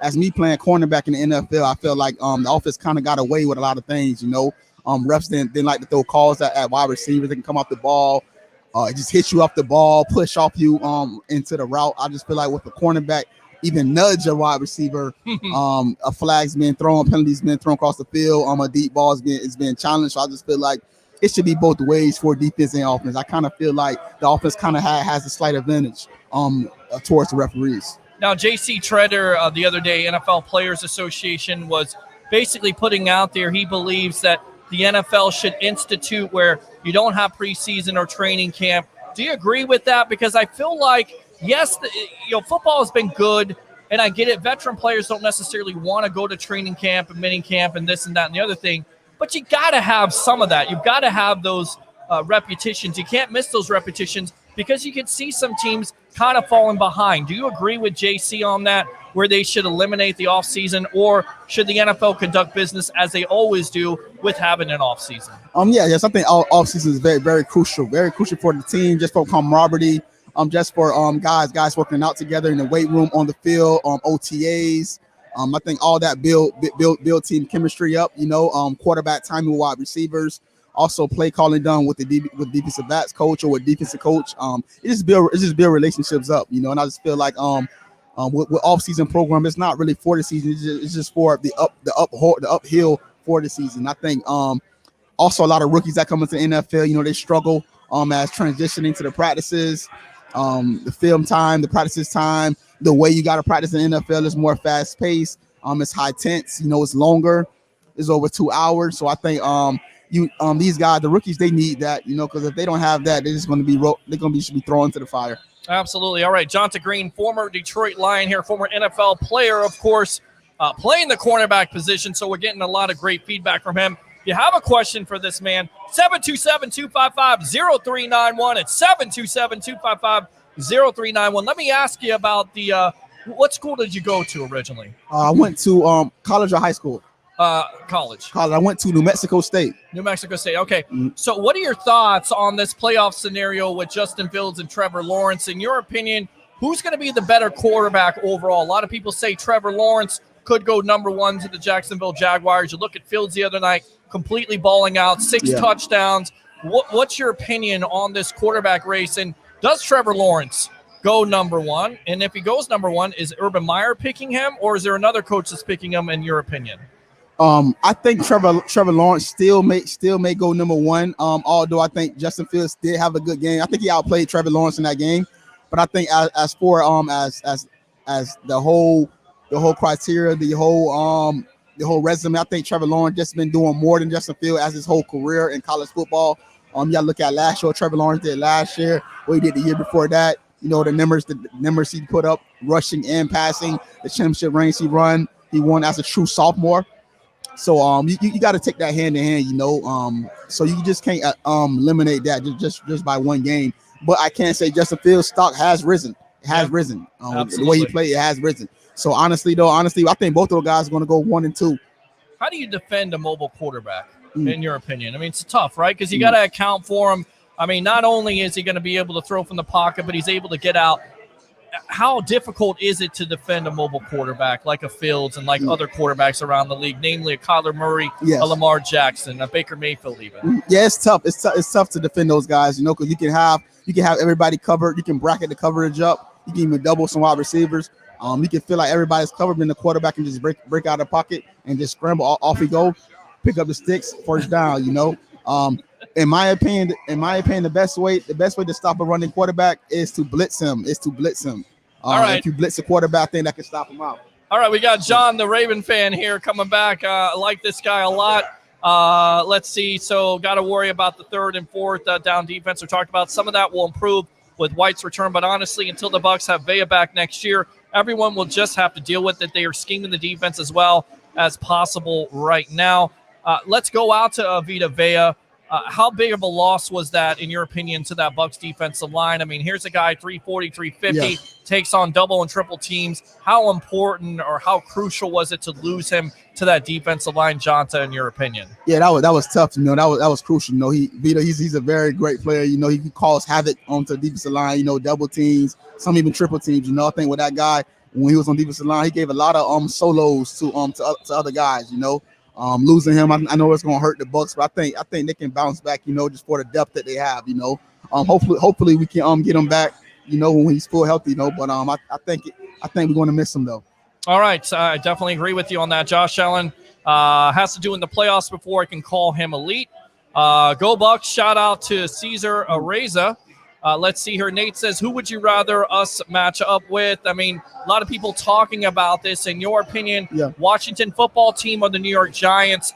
Bucs have faced the Giants, had some difficulty in Monday Night Football, squeaking out a win 25-23. In your opinion, who would you like to see the Bucs face, and who do you think the Bucs want to face? Is it the New York Giants with a rematch, or is it the Washington Football Team with that potent defense? Yeah. Both teams have a good team. I think the Bucs have an edge over Washington in New York. I think he's got more weapons than those guys. Washington, I think we could beat those guys. Neck and neck. I think New York. Honestly, I think our biggest challenge is New York. They have a young team. The quarterback is playing good. Daniel is playing good. These young receivers stepping up. You got Shepard's making plays out there. He scored like a couple times. New York is scary. I wouldn't sleep on New York. But I think the Bucs they can definitely notch them off though. I think we can notch them off. I think the Bucs problem. I think we have to worry about second round. I think our first round problem. Washington, New York. We should get past those two guys. Absolutely agree with you on that. Let's go out to Deshaun. Deshaun played on instinct. He was fast, but really didn't see him playing assignments. Richard says, great game. TJ Barber, hey, Tampa Bay. TJ says, Godwin healthy all season, a lot more wins. Lamar Jackson, baby, go Cards. Okay, get this Ravens dude out of here. No, that's okay. We don't mind having other fans in here. You got John in the background. Boo this man. We won't boo the guy. Not at all. 11-5, baby, says Christopher Cole. If we're I got you, John. If we're going to improve, it needs to be through the pass rush. I can hear you. We move off of Barrett, pursue Von Miller, who's set to be a free agent after this year because of the Brady effect.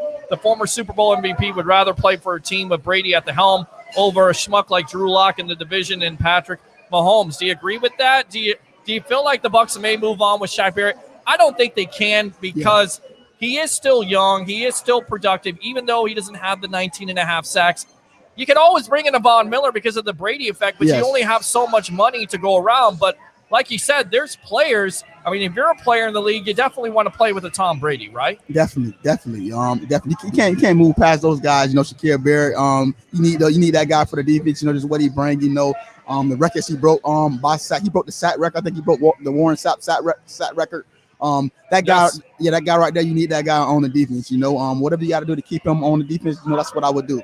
Yeah, surprise right now. The San Francisco 49ers eking out they're winning right now 9-6 and 26-7. Saints over the Panthers doesn't seem to matter. So my pool is done here because I picked the Panthers in an upset. That didn't work. Edward Gross says, go Bucs. Christopher Cole, did you see Brady's face after the last touchdown pass? He had a smirk like he knows that they are unstoppable. Edward says, what is Evans' status? We don't know. You ever had an injury like that you saw with Evans? You saw it. It looked kind of ugly, but it could be a hyperextended knee. Coach Arians comes out at the end of the game, says there's no structural damage. In your opinion, do you think he plays next week, or do you think they rest him and go with a Brown and a Godwin? What in your opinion, have you ever dealt with an injury like that? That a knee injury, no. The injury I just have, I had hamstring injuries. I tore my hamstrings like 2 or 3 times. Just from just running, not stretching properly, or just aggravating injuries, just reoccurring injuries. I never had knee injuries, but that knee injuries are serious injuries though. Hyperextension. He should be back in 2 weeks with great treatment, but he's not going to be 100%. I can't say that. I can't say that. I think they may arrest him, but we'll check and see what the status of it is. So you're exactly right. Let's see. They won the Super Bowl. Absolutely. Scheduled MRI for Evans. 2002, TJ Barber says, is this Sue's last year with the Bucs? You hope not, but again, he's coming up for free agency. So again, that prevailing thought of Super Bowl or bust to me is not you blow it all up. It's the fact of that window could be closing because Brady is getting up there, even though you wouldn't know by his performance, but also the cap situation with the Tampa Bay Buccaneers and having so many decisions that you have to make. With Sue this year, you play with that Lions organization. Remind me, was he a part of that organization? Yeah, he was. Yes, Sue was a part of Detroit when I was in Detroit. I know Sue. He was a great friend, a great leader in Detroit. He wanted to win. He just brought toughness to the locker room, toughness to the defense. Sue could have took over practice by himself every single shot. I think what the Bucs has with Sue right now, they're gonna get everything from him. Detroit, Sue was his the first round pick. So actually, Sue was kind of the franchise guy for Detroit. And I feel like with Sue, what he brings, man, he can definitely take over a game. Definitely. So all that stuff about him not necessarily being a locker room guy and being a cheap start artist, you think that's just BS, right? Yeah, that's BS. Sue was a great friend, a great player, a great a team guy to have in the locker room. He works hard, he practices hard. If he's by your side, he's definitely going to try to win. I think a lot of his media talk has been talked about dirty play, the way he plays the game. But that's the way I want my defensive lineman to play the game. I want my guy to play the game physical, tough. I want him to terrorize quarterbacks. I want him to terrorize offenses. That's what I want for a play, and I think a lot of guys misconstrued that the way he plays, But Sue, he definitely is a great player to have on the team. When you watch him play, and I know he's not the same player when he came into the league, but when you watch him play, do you see that he's lost a lot of steps, or can he still get it done for this defensive line? And in your opinion, do you feel like the Bucs should definitely consider re-signing him next year? Yes. I feel like Sue should definitely get re-signed to the Bucs. I feel like Sue, he still has a lot of the years left on his tank. He's still in his elite phase. He still can. He's still in his prime. To me, he hasn't lost a step. Maybe a little less quicker, but he's definitely still explosive. He still can hit. He still can tackle. He still can create double teams on defense. I think the Bucs should definitely re-sign him. All right, good stuff there. Let's go out to Bucs UK. Thanks for having Bucs UK on the show, guys. Doing a great job enjoying the show. For the first time in 13 years, it's time to enjoy the playoffs. Joel Jess, 40 touchdowns at 43 years old. Amazing. Pac-Man 504, the only thing I'm worried about facing the Washington football team is their front four. It's scary. Absolutely. Buck, what you heard, great show. Thank you very much. Peter and Blake, great show. Thank you, sir. That show, of course, Buck, what you heard on Bucs Report on Wednesday and Fridays. There you go. Take a shot, Peter. I'm not. Security. Edward says, I think the Bucs record was 12-4 in 2002. That's correct. Go Bucs. Love it. TJ says, have a good night. Blake's go Bucs. Buck, what you heard, shout out to Bucs Report. Absolutely. And coming into the playoffs hot, 4-win streak. Let's go. So, again, we got Jonta Green, former Detroit Lion, played, of course, in the National Football League. Your final thoughts on this big-time Bucs win? I mean, again, a team that has the momentum, a 4-game win streak, amazing right now. They're playing great football. Sky's the limit, right? Yeah, sky's the limit. Sky's the limit. It's a great team win today with the Bucs. I like what they're doing. I like where they're going at. I like the way Brady is playing. He's playing with confidence, toughness. He's accurate. The receivers are stepping up. I like the way Chris Godwin is playing. He's making big plays. He's actually one of the becoming the number one receiver with the Tampa Bay Buccaneers. I think the Bucs the way they bounced back this year. Adam Brady getting over 10 wins. Sky's the limit with this team. Sky's the limit. Sky's the limit. Let me go ahead and answer this question. Chill Will says, "What's your opinion on SMB?" He's a local Michigan guy, of course. What is your opinion on a Sean Murphy bunting? Because he caused a turnover today late in the fourth quarter. He's had his moments this year where he's been burned. What do you do? What does he do to take that next step to get to that elite status, much like a Carlton Davis did last year? Yeah. You just got to keep working, man. You got to keep challenging these guys out there. Got to keep challenging the wide receivers. You can't back down. You have to keep playing with technique. Whatever the defense is called, just try to execute your defense to the best of your ability. But most important, you got to challenge these guys. I feel like if you out there challenging these guys, you're getting after it. You're playing tough, you're playing physical. I think you have a good season. All right, finish the game good. There you go. That's Jonta Green, former Detroit Lion here, played in the National Football League here on the Sports Web, the evolution of sports talk television, powered by 320solar.com. Thanks a lot for your time once again. Oh yes, absolutely. Let's go ahead and get Blake Anthony on here. Get his final thoughts from you. Still got an open phone line if you have any comments at all. 727-255-0391. It's 727-255-0391. Your final thoughts, Mr. Blake Anthony at Sports Talk 49, which, again, that show can be seen and heard here tomorrow on Monday and Fridays. Thank you, John. I appreciate the Ravens fan. Love that guy buying me shots. I'm still not going to take a shot. I appreciate you. Monday and Fridays at 3 o'clock. Your final thoughts on this Bucs big victory over the Atlanta Falcons? They handled business, showed it wasn't a fluke the first time they beat Atlanta. I hope Mike gets healthy. I'm glad Arians came out and kind of put everybody at ease, saying There was no huge fractures he saw or anything like that. So we're just waiting till Monday. We're waiting till the night. So there's a lot of waiting to see. And that's a good thing because you have something to look forward to. So, guys, my final thoughts, Bucs get healthy, stay mentally ready and physically ready. Do what you can to get ready for the playoffs because you don't want to be a one and done. And once again, all eyes will be on tonight's matchup with the Philadelphia Eagles versus the Washington football team. If Washington wins, they're going to be the first round opponent versus the Tampa Bay Buccaneers. They will face them. If not, it will be a rematch with the New York Football Giants. For Jonta Green, former NFL player of the Detroit Lions, for Mr. Blake Anthony of Sports Talk 49, I'm your host, Peter Blake.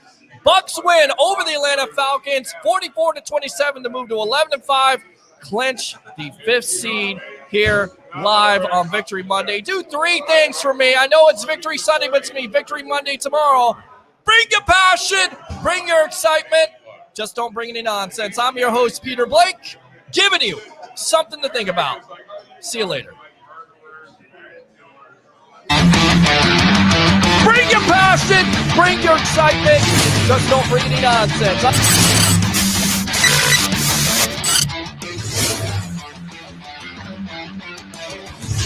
Will you shut up and be quiet?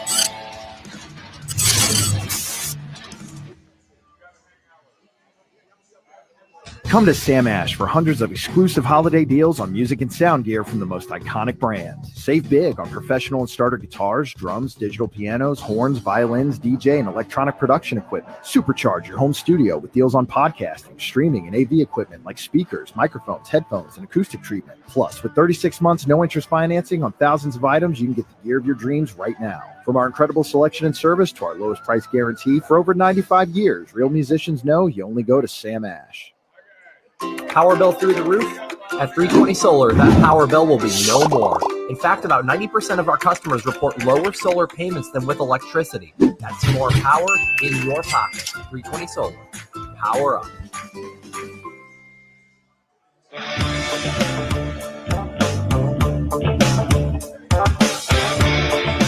Going solar with 320 may cost you nothing down. But the work we do is not a $0 job.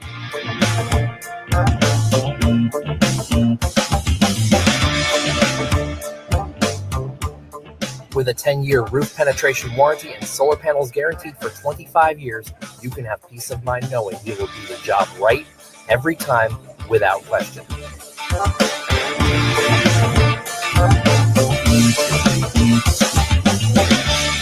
320 Solar.